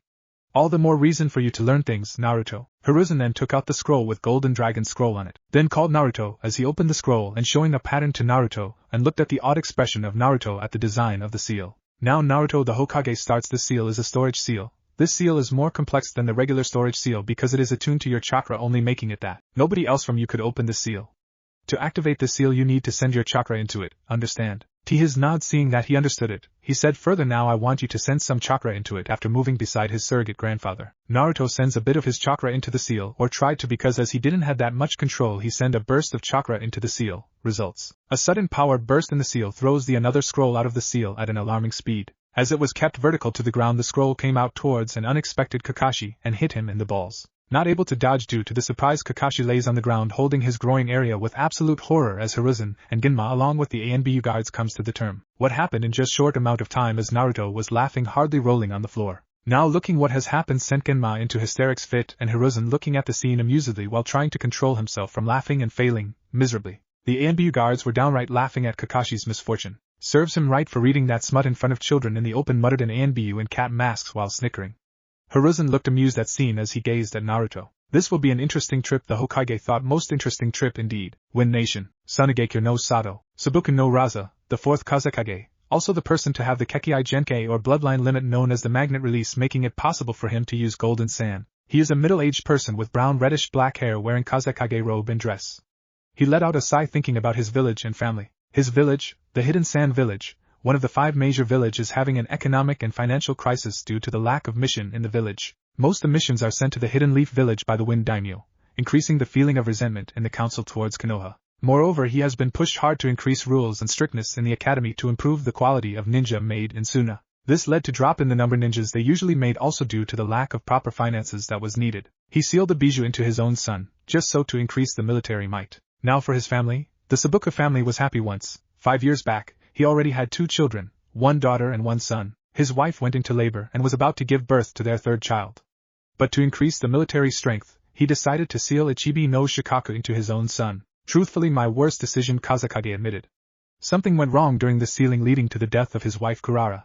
After that, everything south. He had to keep his daughter and older son away from their younger son who was living with Yashimaru, brother of his wife, due to their own safety. As he was not a seal master, he didn't know what to do, so he decided to kill two birds with one stone and sent few letters to Konoha regarding the problems of both his family and village, but even from there was no answer, making the feeling of resentment stronger in the council. Even he was starting to lose hope but sent a last letter to Konoha, one last time. He wanted his family to be together, but it was proving more futile as even he was not able to make any contact with any of his children as the load of the work kept on increasing.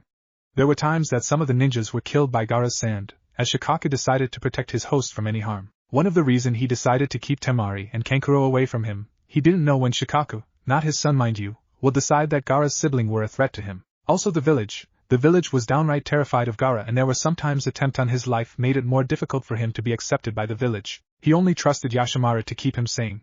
Also the damn Tanuki didn't allow his son to sleep.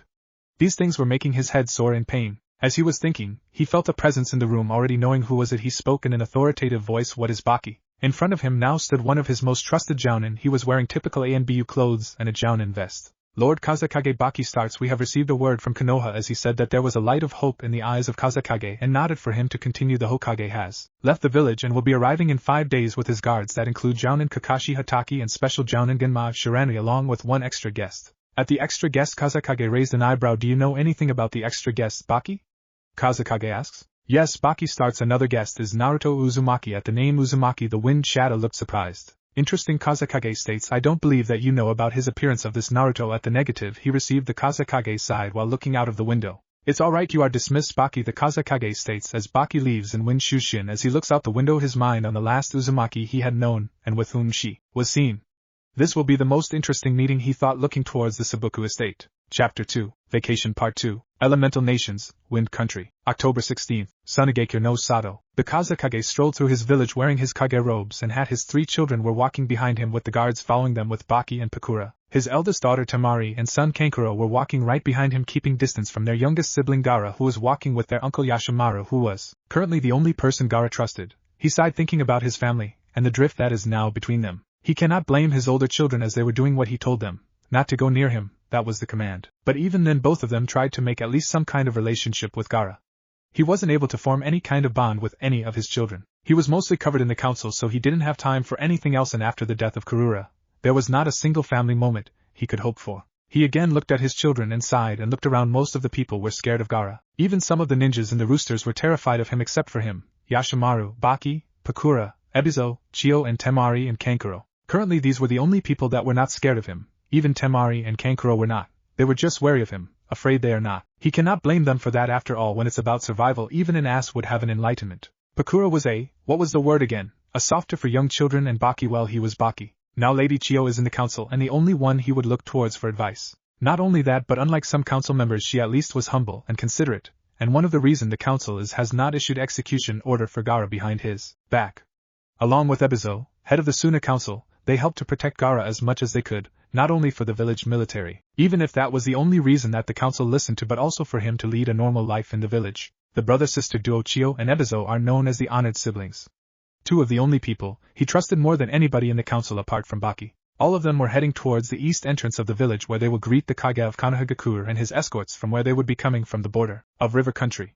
He looked towards the gate and saw that Lady Chio and Councilman Ebizo were already there. He greeted them, as Chio greeted him back and then turned towards with confused expression. Ebizo also looked confused and looked towards the Kazekage for answers. I brought them here to teach them about formal meetings and different politics in other villages, he told them, and for them to learn about official matters. Also for them to meet Uzumaki. Kid Raza thought while looking at the distance. Ochio said, I can't fault you there for teaching your children things bit earlier, and looked towards the 3 children with a kind smile. Good morning, you 3. Good morning, Honorable Grandmother Chio and Grandfather Ebizo, Temari and Gaara said, and looked at her with smiles. Gaara at first looked hesitant, but after a quick nudge from Yashimaru he also greeted them. Good morning, Honorable Grandmother Chio. He then turned towards Ebizo, Grandfather. Both Ebizo and Chio sighed looking at Gaara.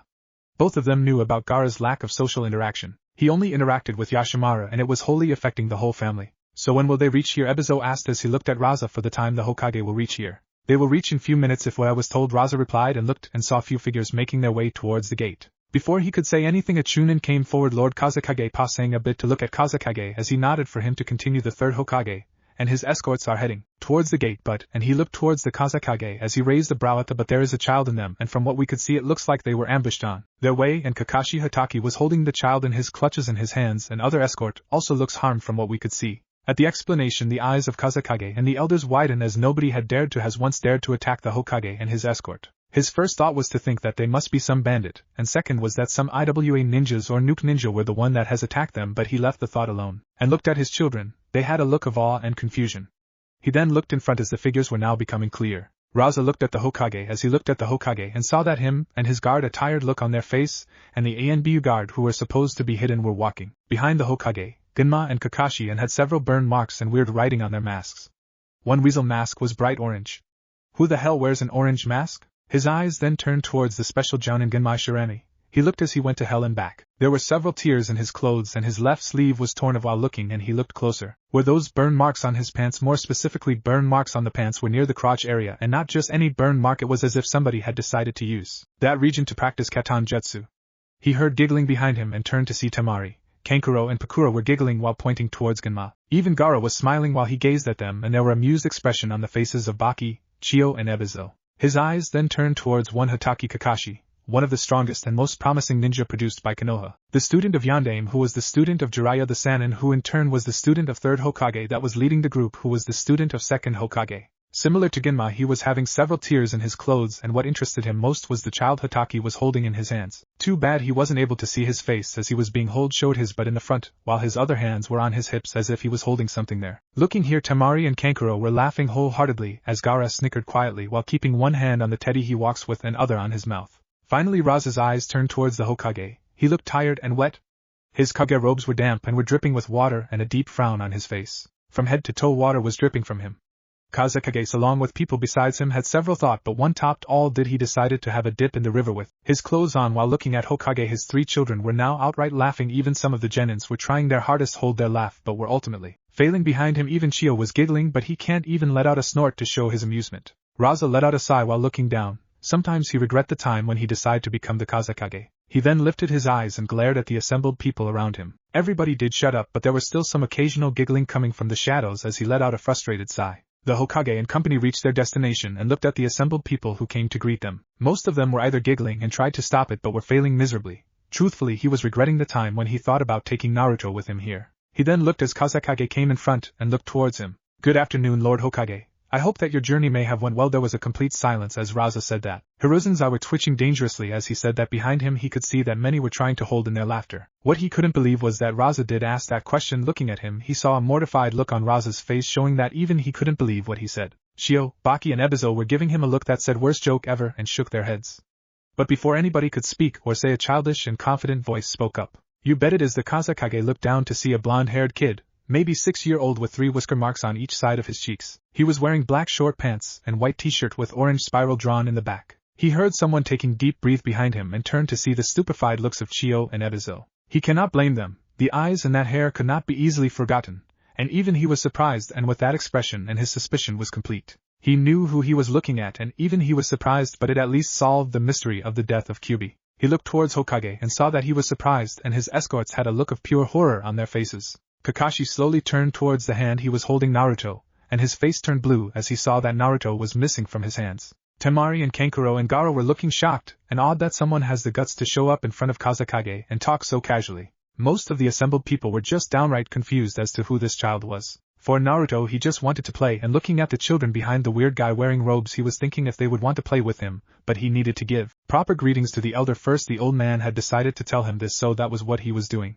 Hi, and Naruto said from his place, my name is Naruto Uzumaki. Who are you, weird guy? And who are? Before he could say anything further Kakashi decided to close his mouth and pick him up. I'm so sorry Kazekage-sama about Naruto. He is just kid. As he was saying this his pants that he was wearing slowly fell down, showing his red boxers with duck picture on it. Kakashi felt a gentle breeze on his legs as he took into the expression of the ninjas and family assembled to greet them. He looked down to see that his pants finally fell down because both of his hands were now holding Naruto. His face turned redder than the ripe tomatoes as the whole crowd, including Hokage, Gunma and the ANBU guards and the people from Suna, including the Kazekage and council members, burst out laughing at one embarrassed Hatake. Kakashi, I've never been humiliated so much in my short life, he thought while hiding his face, which was already hidden behind a mask. After a while Hokage rained on his laughter as Kakashi let down Naruto, and shot a glare at him as he pulled his pants back at their original position. Meanwhile Naruto was snickering at the side. Kazekage-dano, thank you for greeting and welcoming us, and Suna the Hokage bowed to the Kazekage to show his respect, and in turn the Kazekage also bowed to him. It is our honor of welcoming you here, Hokage-dano. He then motioned towards his children and Chio and Ebizo. These are my children, Temari, Kankuro and Gaara, and you already know about the honored siblings Chio and Ebizo. The Hokage gave a kind smile towards the three and bowed to show his respects towards the brother-sister duo. On the behalf of Sunagakure no Sato Council and Sabaku family, we welcome you to our village Sunagakure no Sato, the village hidden in the winds. Few minutes later, Hotel Desert Oasis. After the greeting, the Hokage asked the Kazekage if he could lead them towards the hotel, to which he agreed and led them to their hotel where they would be staying for the rest of their time. As they were on the way, Naruto made quick friends with the three children. Well, more so with Gaara. For some reason Gaara's eyes remind him of himself. He and Gaara hit it off greatly, even if he didn't talk much. He has been asking old man to let him go and play with the three of them, but he was busy talking with the weird guy with the robe and hat but with the kanji of wind. He also saw that the people around them were looking at the two with respect, and then they were glaring. At first he thought they were glaring at him, but he noticed that instead of him they were glaring at Gaara. He is being treated the same way I've been treated back in Konoha. At that he made sure to make friends with him. Naruto also made friend with Temari and Kankuro. With them were walking to very old brother and sister duo. He thought that they were as old man Hokage. The grandma had a band around her head as her hair was done in a bun. Old man had her head covered in bandages for some reason. They both were wearing black kimonos. Behind them were walking three more ninjas apart from the other that came with them. One was wearing jounin vest with his half face was covered from the cloth that was wrapped around his head and forehead protector on it. Other was a woman with brown hair, and her eyes trained on the four children, making sure that they don't cause any problem for the two Kages. And the last person was walking close to Gaara with a kind smile on his face, wearing a chunin vest. All the way to the hotel Naruto looked around curiously, taking in the sight. The place was very different from Konoha. It was in the midst of desert, so most of the houses were in the shape of dome. Also he cannot see any greenery in this village. No tree, no grass, no lake, heck he can't even see a flower any here except on the windows of the houses there he could see. Even then it was rare. He could children goofing around and playing, and after seeing he had half mind to leave from here and poly with them, but Gigi told him not to go anywhere, without his permission or without Kakashi-sensei or Genma-sensei. After reaching their destination, the Kazekage, the strongest ninja in the Suna from what he was told, called for medics to check on the group, to which the old man was grateful for. I thank you for the hospitality that you have shown, Lord Kazekage, the Hokage said as he told Kakashi to take Naruto to freshen up after the medics were done patching him up. It was nothing, Lord Hokage, the Kazekage replied. As the gust of Suna, we must show proper hospitality to our host. For a moment all of them were silent before Raza spoke again. He certainly looks just like his dad, he said, then looked at the place where Naruto went to as Hiruzen looked at him in surprise with a touch of his mother in the face and attitude. So he used his own son as the sacrifice, huh? Hiruzen composed himself as Raza's children and the jounin around him looked at him confused except for the honored siblings as the Hokage of Konoha narrowed his eyes at him. He certainly does. And yes, he did. Hiruzen replied, and then whole room went silent again. If you don't mind me asking, how did you figure out his heritage? As he asked this, Raza and the honored siblings looked at the Hokage if he seriously asked the question. The same look he got from the Shinobi Council when he asked them the same damn question. But the Kazekage replied to satisfy the curiosity of Hokage. He had the eyes and hair of his father. He started his facial structure is like combination between his father and mother. Also from the way he talked I guarantee that he has the no shit talk back attitude of his mother. At that the Hokage nodded, whereas the Suna natives were confused and shocked at the language he used. And I see that he has started to rub off on you too. The Hokage replied, then continued before the Kazekage could give him the retort. I request you to keep his heritage and the knowledge of sacrifice as a secret, Lord Kazekage. The shinobi of the Suna widened their eyes at the word sacrifice, whereas the children looked confused at the talk that was going on. I know about the troubles and problems it would create by bringing him here, but we needed that. Also, he currently doesn't his status, so please refrain from talking about it.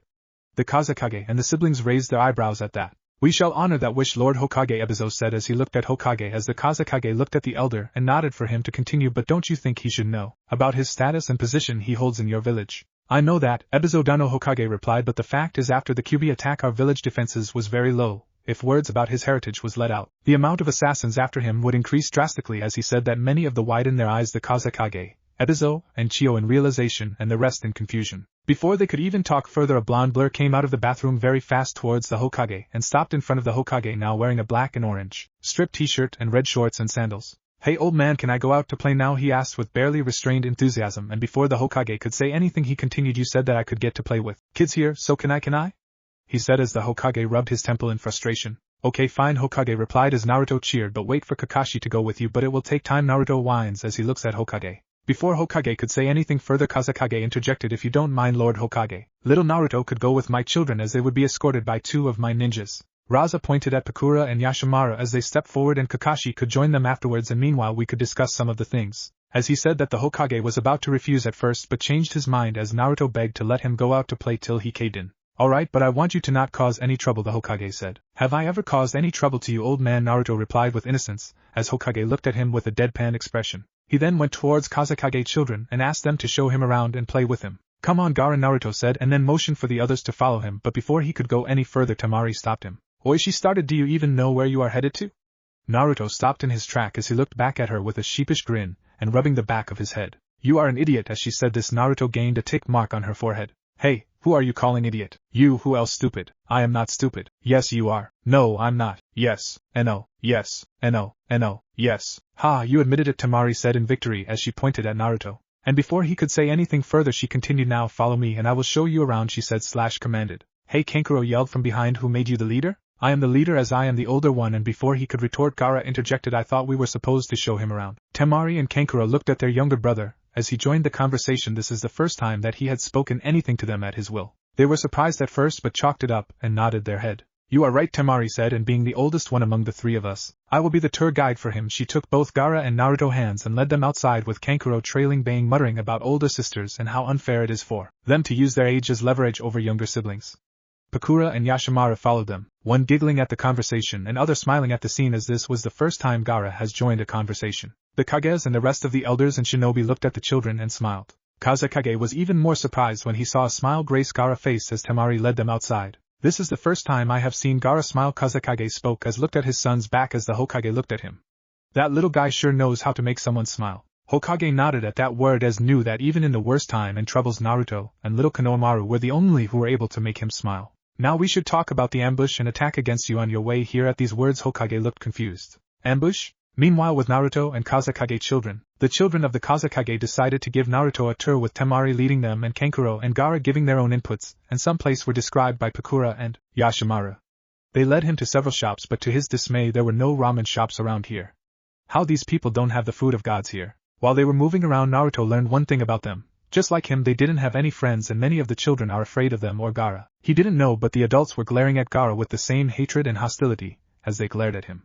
He wanted to ask but refrained from it. They then went to the playground where they played a game of tag, which they learned from Yashimara. Both of them were now a few moments away from the children as they looked for any sign of threat, and then turned their gazes back at the 4 of them. "You know, this is the first time I have seen them this happy," Pakura said as he looked at the 4 of them playing around. Yashimara looked at them and nodded his head. "You are right, Pakura," he replied. "All of them seem genuinely happy, and from what I gathered from the conversation, the Naruto kid also doesn't seem to have many friends, as he also is a Jinchuriki." Pakura then let out a sigh and spoke again. "But from what I don't understand is why the heritage of the little guy. He must be from an important family if it is needed to hide his heritage." Yashimara said, "I don't think we need to worry about that, as Lord Kazekage seems to know about it." As they were talking, they noticed a child walking towards the 4 of them, and both were now ready to take action, remembering the previous encounter of civilian children with Gaara, and were ready to intervene but stopped as Naruto waved at him and walked towards him. "Hey," Naruto waved at the new kid that was heading towards them. "Do you want to play with us?" he asked as the new guy smiled at him and headed towards them but stopped in midway as he looked who was standing behind the whiskered blonde. The color from the child's face strained quickly. "Hey, you okay?" Naruto asked him. What? Monster," the child yelled as he quickly ran back to where he came from. Naruto had a confused look on his face which then turned into a frown. What was his problem? Naruto asked, to no one in particular, as Gaara's head came down. "I am sorry," Gaara said as he looked down as Naruto looked back at him with a frown. Even Kankuro and Temari looked back at them with frown and worry etched on their faces. "Huh?" Naruto looked at him in confusion. "What are you sorry for?" Gaara. Slowly sand started swirling around Gaara as it started to rise slowly. Temari and Kankuro slowly started backing away from them and looked towards Gaara. Pakura and Yashimara prepared themselves for any sort of problem and were on move. Yashimara sighed, already knowing what was going through his head, and he finally found a friend, he thought while moving towards them. Life's not fair for the little guy. They were now awaiting for Naruto's reaction, and they were hoping for a good reaction. "Awesome!" Naruto yelled with stars practically shining in his eyes. Gaara looked up to see that the first friend he made was not running away while screaming his head off. "Can you teach me how to do that?" Gaara looked confused after hearing that statement. "You are not afraid of me?" he asked while looking at Naruto. "Why would I be? It is a cool technique. Can you teach me?" Naruto asked again. Gaara shook his head in negative. "No, that is something that only I could do." Naruto looked a bit downcasted but quickly reverted back to his normal self. "Oh well, I bet I could learn load of my own techniques." He then turned towards Kankuro and Temari. "Can you do something like that?" he asked them. No, but I am learning to use wind chakra, Temari said. You also have wind chakra, Naruto says while looking at Temari. I have that too. Really, can you use it? Yes, Naruto said with pride while bumping his fist on his chest. Can you do a wind jutsu, she asked again as Naruto nodded. Can you do one now, she asked him with stars in her eyes as Naruto looked a bit weirded out by that. I could, but old man told me not to do it, Naruto said as Kankuro snorted. Yeah. I think you don't even know how to make a hand sign, he said while pointing at Naruto. I could, Naruto said. No, you couldn't, Kankuro shot back. Stop trying to act cool. Yes, I could, and I will prove it to you, Naruto said and looked around until his eyes landed on a lone bench standing in the corner of the ground. Looked closely to the bench as all the present turned their attention towards the bench. As they were watching it, as Naruto looked at the bench and took a long breath and puffed his cheek. What is he doing? Were the general thoughts of the ninjas and Kazekage children and some of the passerby. Wind dragons roar, Naruto yells as bursts of vacuum air came out of his mouth as only splinters of wooden pieces of the bench remains. The blast didn't stop there as it went behind and destroyed a vendor and made some of the civilians fly with the blast. Naruto looked at the destruction he caused and turned back with a sheepish grin and took in the expression of his friends, and totally it didn't disappoint him. Temari and Kankuro had their jaws on the ground, whereas Pakura, Gaara and Yashimara looked surprised and awed at the destruction and confused at the name. Nice, Pakura said as she took in the destruction caused by Naruto. What was that move called again, she asked. It was a move exclusive to me, Naruto said, getting wide eyes from the jounin, but it was still incomplete, he said while looking a bit sad. Pakura and the rest widened their eyes as they took in the word incomplete. What do you mean incomplete? Temari and Kankuro yelled. What else does it mean? Naruto said. It means that I cannot use it to his full strength. As he said that, the wide eyes got more wide and would have fell out of their sockets if it was possible, but alas it's not. Naruto then turned to look at Pakura. What can you do?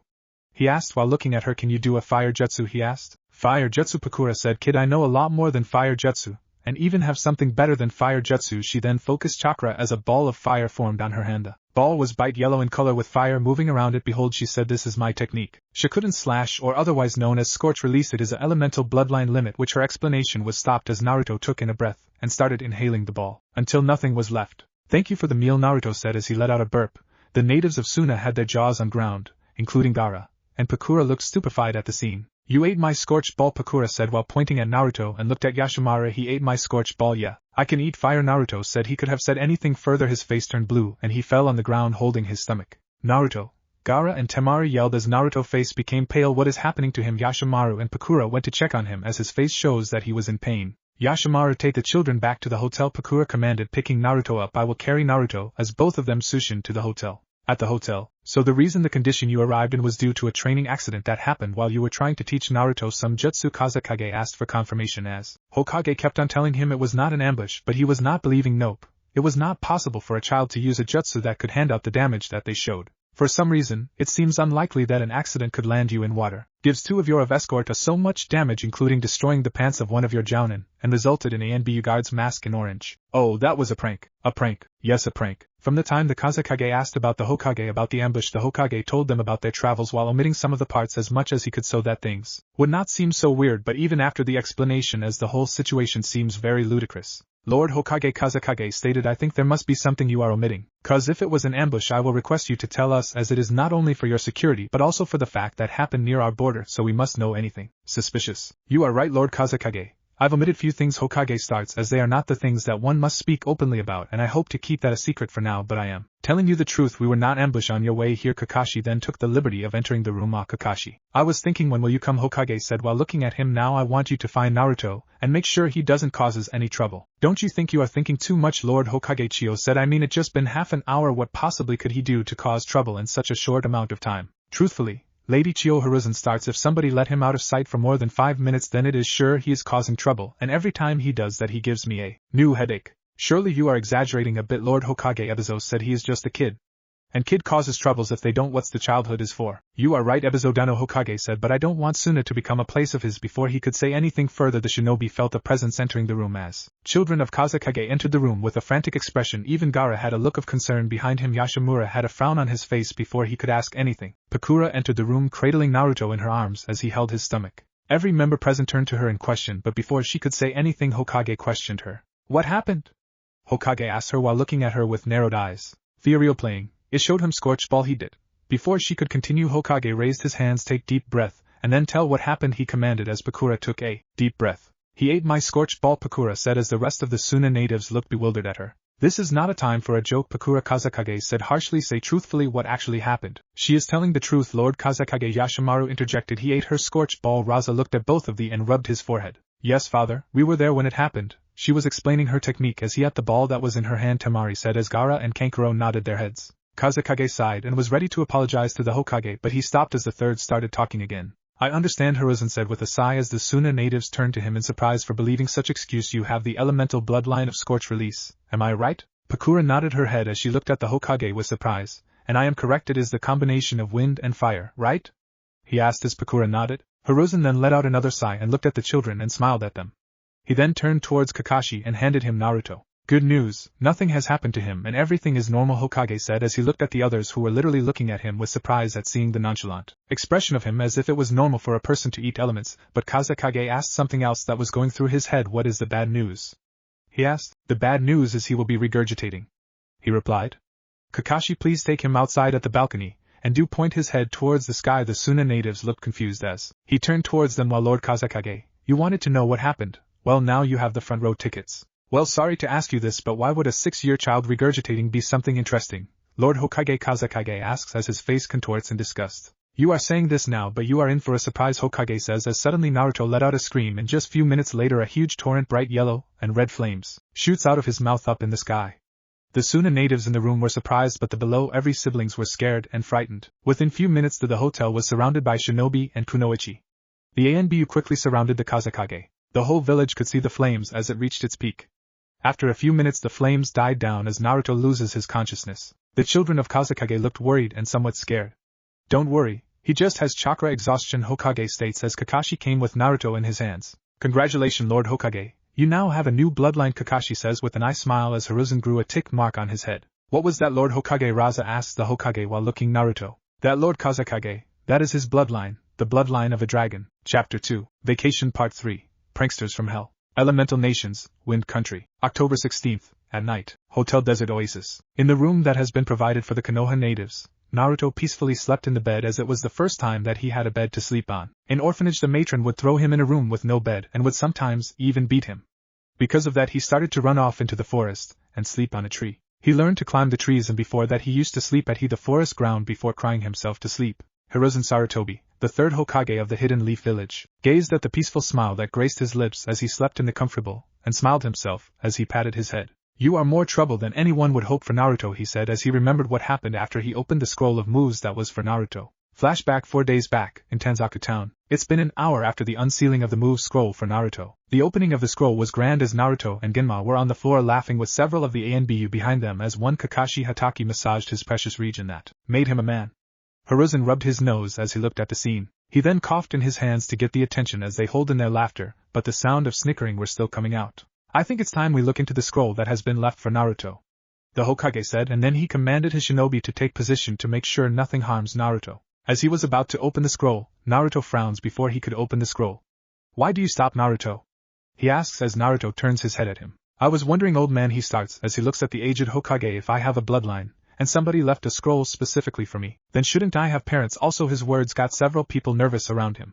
As the Hokage decided to tell him the truth. Yes, you did, Naruto, the Hokage starts and continued before he could ask questions, but they died during the Kyuubi attack. Naruto was downcasted at the news but quickly asked another question. Do you know who they were, old man? He asked again, and was happy and surprised when the old man nodded his head, but before he could ask who they were, Hokage said again, I cannot tell you now, Naruto. It was their last wish for you to live a normal life and also to protect you. They were ninjas of highest caliber. Shinobi like them were hard to come by, and because of that they made many enemies in and out of the village. They knew when they were dying that if anybody found out you were their son before you could protect yourself, your life would be in more danger, hence they made it their last wish. But don't worry, I have their last words safely with me that will be given to you when you reach the age of 16 or the rank of Chunin or Jounin. As he said that, the determination in Naruto's eyes came back full force. Now then, why don't we open the scroll that has been left for you? Naruto nodded his head and turned towards the scroll. Naruto applied some chakra into the scroll as a sound of click was heard into it. The scroll itself was red and had a dragon head drawn on it. As he opened the scroll, the Hokage came behind so that he could also read what was in that scroll. Hello, reader. If you have opened this scroll, then you have decided to learn the moves of a dragon slayer. But before we do that, let me give you a brief history and some pointers of us. Consider it a history lecture of your bloodline. This bloodline, unlike in some cases, doesn't originate from god or demon, it comes from dragon as the name suggests.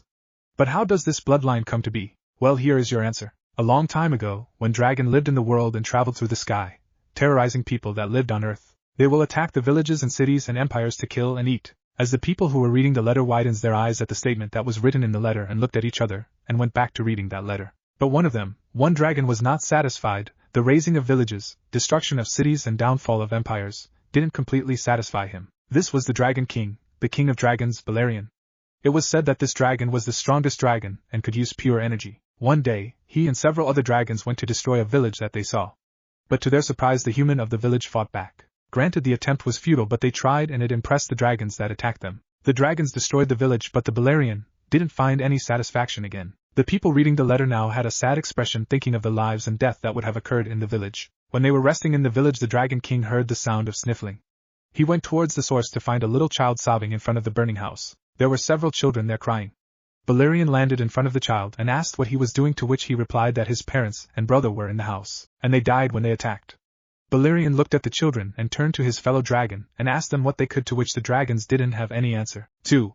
The Dragon King then turned back to the children on the road as they were looking at the dragons in wonder and fear. For some reason, Valerian asked him a question that not a single dragon or human would have thought he would ask. He asked what he will do if someone gives him the power to stop the dragon. The child replied that he will use that power to protect people with the power. The Dragon King was surprised and asked why won't he use the power to kill every single dragon or to rule the world, to which the child replied, I don't want to kill people whether they are human or dragon. I don't want everybody to hurt like us. The dragons were surprised, but what surprised them the most was when the dragon told them that he will train the child and making him the first dragon slayer, and after that several other dragons adopted children, making them slayers. But there were those too who didn't like what the Dragon King and other dragons were doing and decided to go against the king. And soon a war broke out between dragons, as the dragons who trained the slayers came out victorious in the war. But even then, in the midst of the slayers there were those who turned evil. And slowly the amount of dragon and their slayers declined until I, Natsu Drangneel, am one of the last dragon slayer with 6 other who are my friends fighting against the last Dragon King, the Black Dragon Akalogia. Now that the history of the Dragon Slayer is completed, let me tell you a little bit more about your bloodline so that you may know everything necessary about your bloodline. As Naruto read this, he groaned as the adults all rolled their eyes at his expression. Now I know this thing seems boring, I myself still think that, but even I won't argue that these lessons, unlike old boring lectures, is more important. You might be thinking there are only 5 elements that a Dragon Slayer can use, then you are dead wrong. A Dragon Slayer could be of any type. You could be of fire/flame, earth/stone, water/aqua, sky/wind, lightning/thunder. These are the general elements that a Dragon Slayer could be of, and then there are these: venom/poison, crystal, metal/iron, wood, ice, lava, shadow, light and darkness too. And every Dragon Slayer has their own ability. Now previously they widened their eyes and now they were dumbfounded as the amount of possibilities that Slayer could have and the possible that they might possess. Naruto, read the scroll further. Now, as I was one of the last Dragon Slayer along with 6 others, so I don't any ability that other dragons may possess except from the 7 of us. The Dragon Slayer that I knew were lightning/thunder, sky/wind, metal/iron, venom/poison, shadow, light and myself, the fire dragon. Every Slayer has few abilities in common that has been written in the letter in which this scroll was. But some abilities that we possess were different from others. First of all, about the fire dragon slaying abilities. We are resistant to our own elements as the others, but unlike them the fire dragon slayer possess something that is known as the flames of emotion.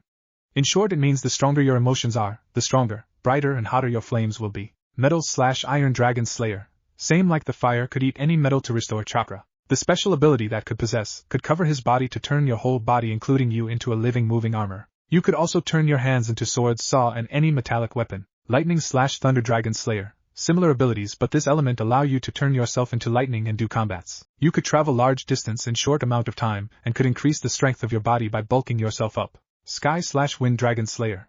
Again, they have common abilities regarding their elements, but unlike them, being a wind/sky dragon slayer has many advantages. First, you could practically heal yourself of any sickness and injury, also you could heal others too. But unlike others, this element allow your body to be flexible and moving. Also, you could also use the sky dragon abilities to torture by increasing the amount of pain and messing with the nervous system of a person. You could also use the element to fly and heal sickness of any kind. A sky dragon is also known for restoring chakra and being kind-hearted yet sadistic when required. Also, they don't seem to run out of chakra as long as they breathe due to their elements aligning themselves to the air. Poison/venom dragon slayer. Same with the abilities like the other dragon slayer. As these are not your day-to-day elemental dragon slayer, the first thing he gets was being resistant to every kind of poison known and unknown to mankind. These slayers could also create antidote to the poison on the spot if you give them the taste of the poison. Moreover, these slaying provides with ability to hear things that normal slayer cannot. Being a poison dragon slayer gives you the ability to read minds and thoughts. Light dragon slayer, also known as the holy dragon slayer. The special ability of this Dragon Slayer traveling as fast as light, but also the fact that this Dragon Slayer has the ability to destroy and harm everything evil. Shadow Dragon Slayer. If you are somehow aligned to shadows, the Shadow Dragon ability gives you the ability to eat and move in between shadows. You could even jump into the shadows of the person and control them while being hidden in the shadow of the person. When you are in shade, you could use your ability to power your shadow abilities. You could feel the silence as the first part of the scroll regarding Dragon Slayers and the abilities they could possess was completed. They were all flabbergasted with the amount of ability a Dragon Slayer could possess, and Naruto decides to read what the moves that they could. Now before you try out these moves, try to find what your element is. And when you find it, try to consume as much of the element that you could without hurting yourself and give your body a rest before applying the techniques and moves in use. Main part, you don't need to make hand sign for these moves. Now the moves that are common into them are, first and foremost, the roar, commonly known as the Dragon Roar, signature move of a Slayer. These moves let out a huge burst of the element that you are aligned to. Now a warning, when you are learning about this move, try to use minimum amount of chakra you could apply to lessen the destruction. How to do this move: gather huge amount of chakra in your mouth while keeping in mind the element and the feeling it gives you, and then let it loose. Sounds simple, right? But unfortunately it is not. Second, Dragon's Fist. Every fist attack of the different Slayers are different.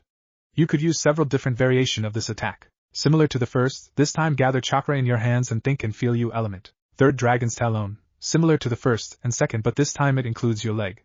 You need to cover your feet in the chakra while keeping your element in mind. Before you went and learn other moves, I would prefer if you learn these 3 moves properly, as these moves are extremely lethal and destructive moves, and the other that are. After these are very strong moves that need the above moves to be learned properly. The Hokage looks at Naruto and then at the scroll and the amount of power that were behind those and the versatility in the bloodline that could occur. Alright Naruto, you saw the scroll and now we have to learn your element that you may have. What we are going to do is look for your element. Kakashi interjects, but isn't it fire? Yes it is. But to make sure we will check it, okay? He said while bringing out a paper from his pouch. This is a chakra paper, made out of a tree especially grown for this very purpose. Now I want you to hold this paper and add your chakra in it. Naruto took the paper and did what was told to him, and to his surprise the paper first was sliced in 2 parts, and then the right side was burned to ashes and the right side was dampened itself. He looked around to see the expression of other, as they all were looking at him with wide eyes, as Ganma took the chance to comment. Well, we do know what to train you in. Naruto gave a huge grin as for the next few days they trained continuously. Flashback ends. Hokage sighs, remembering what had occurred after that, and truthfully he doesn't even want to remember it. He decided to sleep knowing full well what tomorrow will hold. Elemental Nations, Wind Country, Sunagekyo no Sato, Kazekage Office. The Yondaime Kazekage of Sunagekyo no Sato, the hidden sand village, was sitting in his office while reminiscing what happened yesterday. He still remembers the huge roar and the torrent of that scorched flames that came out of the little child's mouth. He had to agree with the Hokage that the view was spectacular and terrifying, and after that the child has gained the famed bloodline of Pakura, the scorched release. He still remembers the word that the third Hokage said. Naruto Uzumaki has a bloodline. After that he excused himself, and told that he would meet him today, and will explain what happened on their way for them to arrive in the condition they arrived in. Raza also remembers the concern that his children showed for Naruto. The first thing they asked if Naruto was going to be alright, and what happened to him, or if he was alright. Even Gaara was worried, and that was saying something. He didn't want to admit it, but he was also worried about him. That kid knows how to make people smile. So he repeated the words of the Hokage to reassure the children. He came to the Kazekage office with his children, with all 3 of them walking beside him. Yashimara followed them from behind with Pakura for guarding the children. All of them came here as Hokage promised that he will bring Naruto with him so that the 4 could play again. But what currently interested the Kazekage was the bloodline that the Hokage said he had. The ability to gain a new bloodline. But what was the talk about dragons? The doors to the office opens as Ebizo, Chio and Baki along with few other members of the council entered the office to represent the office to discuss about the meeting and the alliance between the 2 villages to strengthen the bonds, and also looking for help to improve the financial condition of Suna. The Council of Suna mainly consisted of prominent shinobi corps members and veterans of the Third Shinobi War, but there were still few seats that were lacking their occupants. He was slightly confused and worried due to the lack of presence of council members in the room. I thought they got the message to arrive here by 10 yesterday, Kazekage thought while looking at outside, yet they are not here. His worry was matched by the other members of the council that were present, as 2 were the one worrying him the most, Tajiro and Ikanago. He then decides to talk to his children. Temari, Kankuro, Gaara. Raza called the siblings as their attention. I want you 3 to be on your best behavior. As today is an important meeting, I don't want any kind of trouble, okay? He said as the 3 nodded their heads. Yes, father, chorused the 3. Lord Kazekage, a council member starts. Why did you bring their children to council meeting? He said while looking at the 3 and narrowing his eyes at Gaara. Well, Lord Gozo, Raza starts, if you would have read my letter, of which I am certain that you didn't read, and why you didn't I don't want to know. I said that the 3rd Hokage has arrived with his guards and escort, and with him he brought a 6-year-old child, Naruto Uzumaki, who had made a friends with my 3 children, and Hokage promised these 3 that he will meet them here as he refused to leave him alone without an overseer. the Wind Shadow said as the council member nods his head but spoke again. Also Lord Kazekage, what was that huge fire that happened yesterday evening? That will also be explained in the meeting. After that the whole council went silent. Kazekage looked at the door to the council room as he was hoping that the missing members of the council will arrive before the Hokage arrives. The door to the Kazekage office moves again as the secretary of Kazekage came into the room as he motioned her to speak. Lord Kazekage, the third Hokage has arrived, she spoke while bowing in front of him. As he told her to bring him in the office as they all prepared himself for the meeting. The Hokage entered the office with Naruto and his escorts. As he saw that every single one of the council members were sitting on a round table, he saw that some of the seats were empty. The Kazekage office was a huge room that had the statues of the previous Kazekage. From it was a round dome-shaped building with several windows.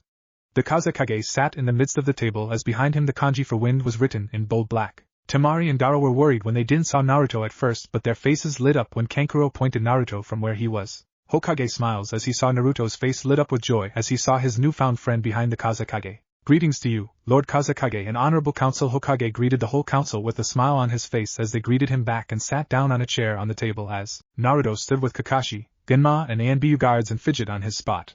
He took in his expression and smiled. Lord Kazekage the third starts as Kazekage turns his attention to him. I think we should send the children outside so that they could play while we discuss about the alliance. And new parts of it. Kazekage nodded and called Pakura and Yashimara forward to escort the children out as Hokage called Genma in front for the same reason. Now Genma makes sure that he doesn't cause any trouble, Hokage states as Genma looked at him and nodded while giving a sigh. The children went outside while talking with each other and discussing what they could do. Hokage then turns toward the council as the expression of Kazekage put him on an edge. Now before we start the meeting, I would like to know about this new bloodline that your village had acquired through him, he said while looking at direction Naruto and his children went. This bloodline has raised my interest.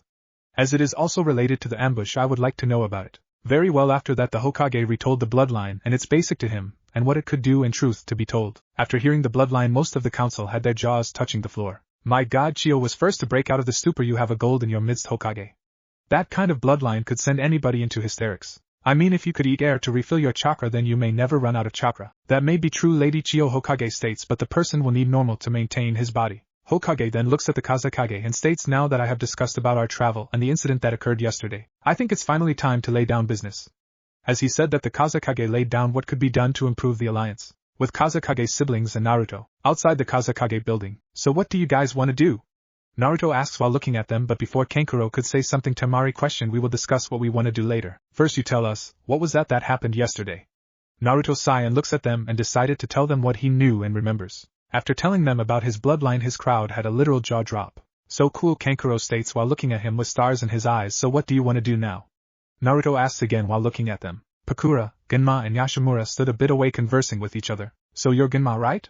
Pakura asks while looking at the man with Saban in his mouth what the little guy said about bloodline. Was that true? Her curiosity was raised as she heard Naruto talk about it, and to her surprise Genma starts chuckling. Ha, he hardly told them anything important about his bloodline, Genma starts, but I can't blame the little guy. I don't think he remembers much about from what he just told now. So, you mean that actually has that kind of bloodline?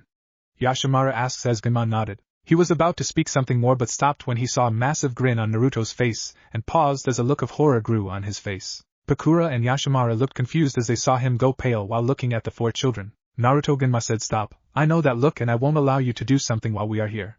But I wasn't doing anything, he whined. I think you are getting agitated, Genma. Pakura said, what could he possibly do? As Naruto grows an innocent look on his face as Yashimara nods. I think she is right, what he actually do. An argument regarding Naruto broke out about his innocence as the four took this distraction to run away. I think you are thinking way too much, Genma. You don't know him as much as we do. Believe me when I say he cannot be caught easily. I will face Orochimaru alone instead of going on a chase after him. Really, I mean, look at his innocent face. Why would you? Her words died in her throat as she looked to see that none of them were present there.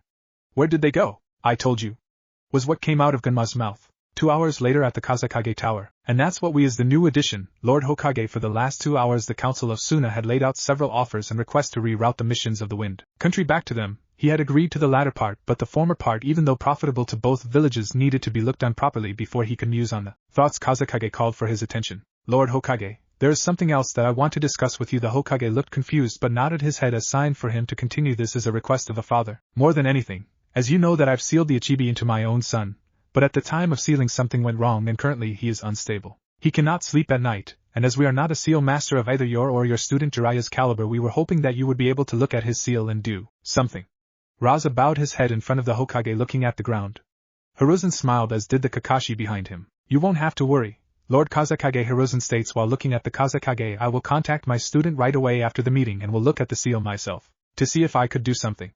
Raza looked at the Hokage with hope-filled eyes and then turns toward the council. Now that the things have been discussed, Kazekage starts. I will adjourn the meeting. As they were about to get up, a knock on the door stopped them. What now? Raza asks as his secretary enters the room. Lord Kazekage, she started. There are some ninjas that are holding your children alongside the Konoha kid in restraint. There were blank looks that were given to them as the words that she spoke sunk in. Why does this looks familiar? Kakashi states while looking at the scene. The Kazekage motioned her to send them in. The Kazekage was waiting for the 3 ninjas that went with the 4 children, but apart from the 7 that left, there were 4 Anbu, 9 Jounin and 11 Chunin that came with them. For some reason Kakashi decided to raise his headband to look at scene, but what he saw was enough to send him into hysterics. But luckily for him, he reined himself and returned his forehead protector to its original position. What is the meaning of this, Pakura, Yashimaru? Kazekage asked the 2. There was a prank, Pakura stated. A prank, Raza repeated. Before anybody else could say anything, Kakashi interfered. Excuse me, Lord Kazekage, Kakashi asks as everybody turns their attention at them, but they are currently covered in genjutsu. Now the people that came in through the door were glaring at his direction. Kazekage then turns toward the gathered shinobi and kunoichi and commanded, "Drop it." What was the collective response? "You've heard me, drop the genjutsu." All of their protests died in their throat as they saw the look that the Kazekage was giving them and reluctantly dropped the illusion. Now as the illusion was dropping, the amusement in the office was growing second by second. As every single ninja dropped, there was a collective roar of laughter as the whole assembled council was laughing uproariously. The mask of the Anbu were covered in colors and some had colors in their clothes. The Jounin were covered from head to toe in feathers, but the Chunin were in worse condition. There were colors, feathers, tail, and one was only present in his boxers. Pakura, Yashimaru and Jinam were covered in orange, purple and pink color respectively and sand mustache on their face. Kazekage and Hokage looked at the scene trying to hide their amusement but failing miserably. As the laughter slowly died down, the Kazekage finally asked what happened. "We were pranked," all of them replied. "How?"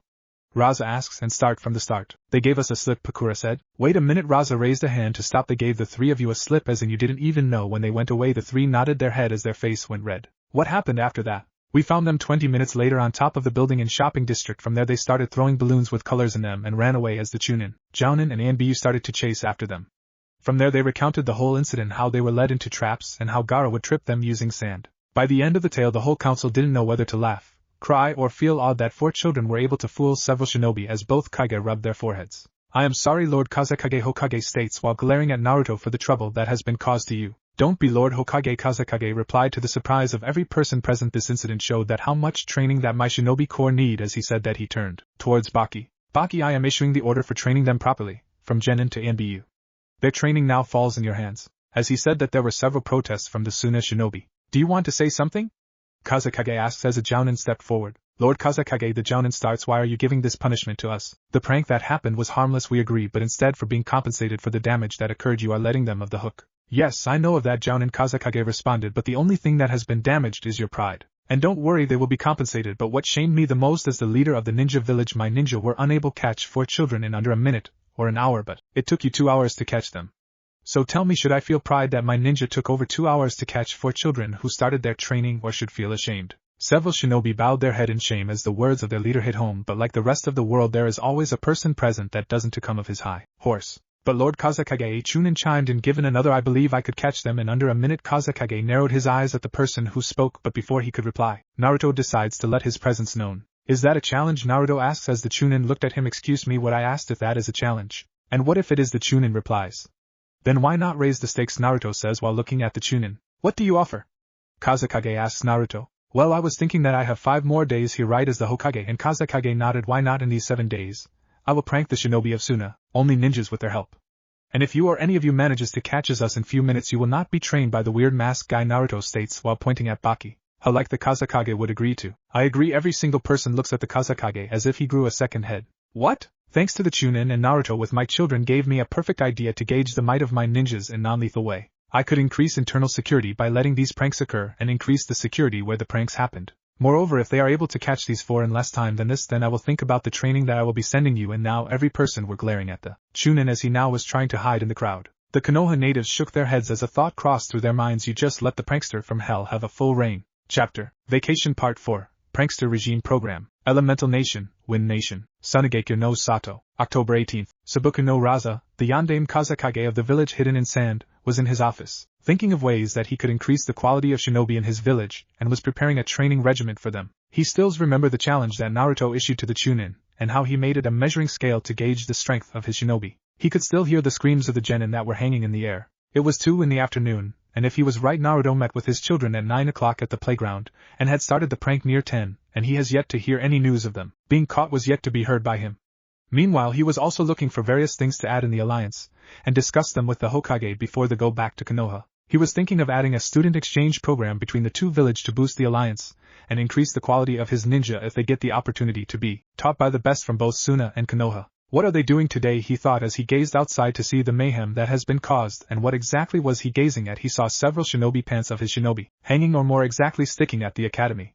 He sighed looking at the scene. Maybe giving them the authority to prank every single shinobi in vicinity was a bad idea, he thought while looking outside. He waited for few more hours as his secretary entered the office. Lord Kazekage, she said as he looked at her, a team of 18 genin and 8 chunin, and 5 ANBU are here with your children and the Uzumaki child. The Kage nodded as he motioned her to send them inside. He noticed several genin, chunin and ANBU flanked the room. He looked at their attire with an amused expression from behind the veil, while trying to stop himself from snickering. As he was looking at them, he noticed that not one of his jounin were here. He decided to forget about them for now, and looked towards the rest. Sweet genins were standing there with their faces red either from shame, anger or fatigue, unknown, while they were panting very much. All of his genins were colorful. They had pink on their hair, red in the face, okay maybe it was color, some spots of yellow on the pants including splashes of blue and black and white here and there. The chunin, if he remembers correctly, it was a chunin that resulted in the challenge. Now where is that chunin, Raza thought while looking amongst the chunin with various expression, some of horror to that of fear, as if they had a meeting with Shikaku himself. His gaze finally settled on the chunin who was currently hiding amongst the crowds, his face black and clothes with splashes of blue. It looked like there was sand was sticking on the body of several chunin. And the ANBU, well, they were mostly clear apart from the few sign of usage of sand on them and looked better than the rest. Raza let out a sigh and looked towards the 4 restrained children. What happened? Was the first question he asked the ANBU and a chunin in the front before they started to several responses. They infiltrated the jounin lounge room and stole their clothings. What? Was the response as the Kage looked at them with varying expressions. The jounin lounge room was one of the most secure places in the village after the Kazekage Tower and ANBU headquarters. The jounin lounge room was simple 3-story building having and with several shower rooms and a bar and cafe and a spa in it too. Jounin lounge also had the reports of jounin including their personal and professional lives. If 4 children were able to infiltrate and damage the lounge while putting them at security risk, and also were able to steal things from the lounge. Granted, this was a prank and all, they stole their clothes, but still for the 4 of them to do this was ingenious. The security of the building was very high that even a Sannin would have a difficulty entering that place without being detected for a long time. One of the reasons that jounin kunoichis used the lounge for bathes to save themselves from becoming a character in the famous Aika Aika Paradise series of one of the Sannin, who was also a self-proclaimed super pervert, even if all of them, even the women, have respect for the Sannin, even more than the legendary sucker. But there was other thing that was nagging at the back of his mind. The jounin lounge was exclusive only to jounin, and as such nobody were able to enter the building as the buildings had most of the jounin in there, and such if they were harmed. Why the heck he wasn't seeing any of the jounin in the mob? Where are the jounin? Raza asked, seeing if they were pranked then they should be calling for the blood of the 4 children, and he was seeing none, not even Baki and Pakura. The chunin looked uncomfortable, and the ANBU remained silent, but the genins had different expression. Some were blushing, some were trying to rein in their laughter but were still giggling and snickering, and the older genins were uncomfortable like the chunins. Well? The Kage, the jounin shinobi were missing their clothes. A raise of eyebrows from the Kage. All of them? All of them. The NBU answered he didn't know whether he said it with a straight face or not behind the mask, but the Mu genin were having a time of their lives as they laughed at the situation that their sensei had landed in. Even Baki? Even Baki, and he was thinking to make him the head of the training program for the shinobi.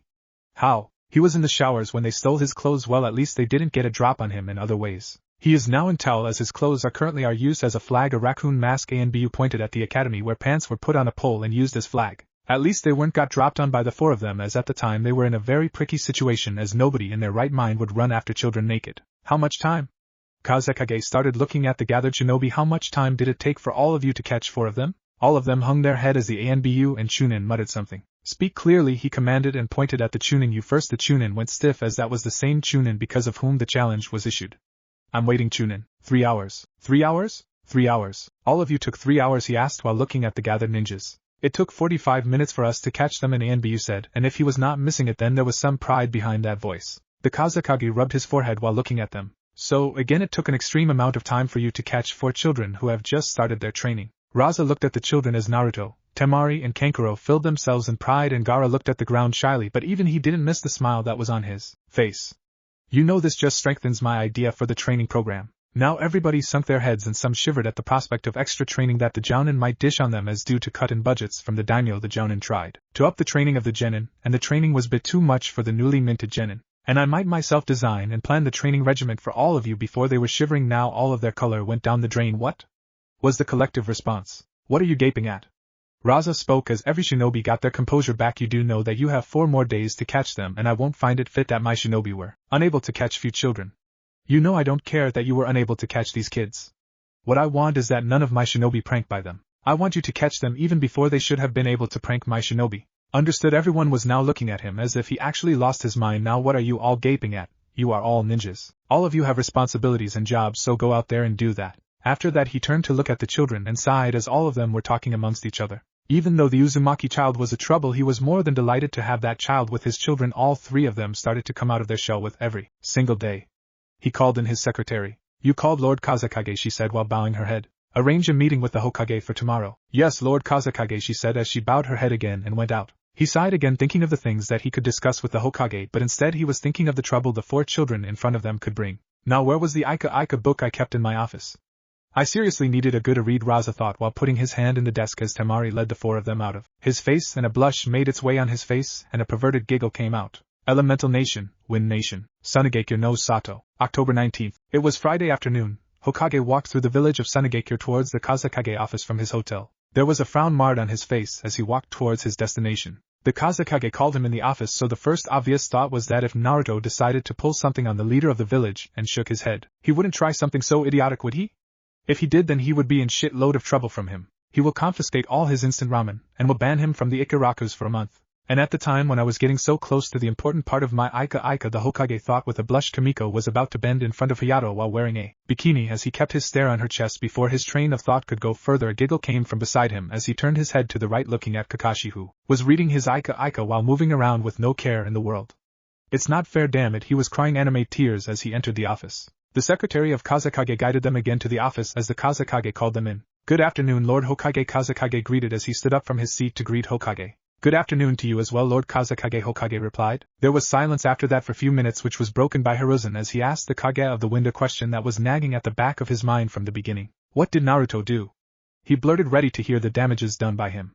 The Kazekage had an amused smile on his face as he looked at the face of the professor. You don't worry, Lord Hokage, Raza started. He kept his word of pranking the shinobi only, and with minimum damage. Hokage then let out a breath that he was holding after hearing that. I actually called you here to talk about something else. Before they could proceed any further, Secretary knocked the door as both turned to look at her. Usually the secretary would be wearing a normal shinobi uniform, or a civilian dress that included jeans and a top. And in the morning she was wearing civilian dress, but right now she came in wearing cleaning clothes, an oxygen mask on her face, and a room freshener spray bottles in both of hands. She took off her mask and bowed her head in front of the Kages. Lord Kazekage, Lord Hokage, she started. The shinobi has caught the children, she said. The Hokage and Kazekage looked at each other, and then back at her. Tuka Kazekage started. You could send them in, but before that can you tell us why you are wearing these clothes and mask? Raza asked while pointing towards her clothes. Tuka stood there for a while before her body started shaking. It looked she wanted to break down, but knowing that her Kage was not as lenient as the Kage of Leaf, she reined herself in. You will understand once they come in here, Lord Kazekage, and before I forget, here she took out few more masks from somewhere and gave them to the people gathered in the room and went towards the door to call the ninjas in. Is this some sort of prank? The Kazekage muttered. The Hokage also looked somewhat perplexed when she gave him the mask. But before anybody could say anything else, a horrendous and terrible smell entered the nostril of the already gathered ninjas in the room as they hastily put on the mask. As they looked towards the door, as first the Anbu and Jounin carrying the children entered the room, all of them wearing the oxygen mask, and behind them were Chunin and few Jounin without the mask and wet patches on their pants. What happened?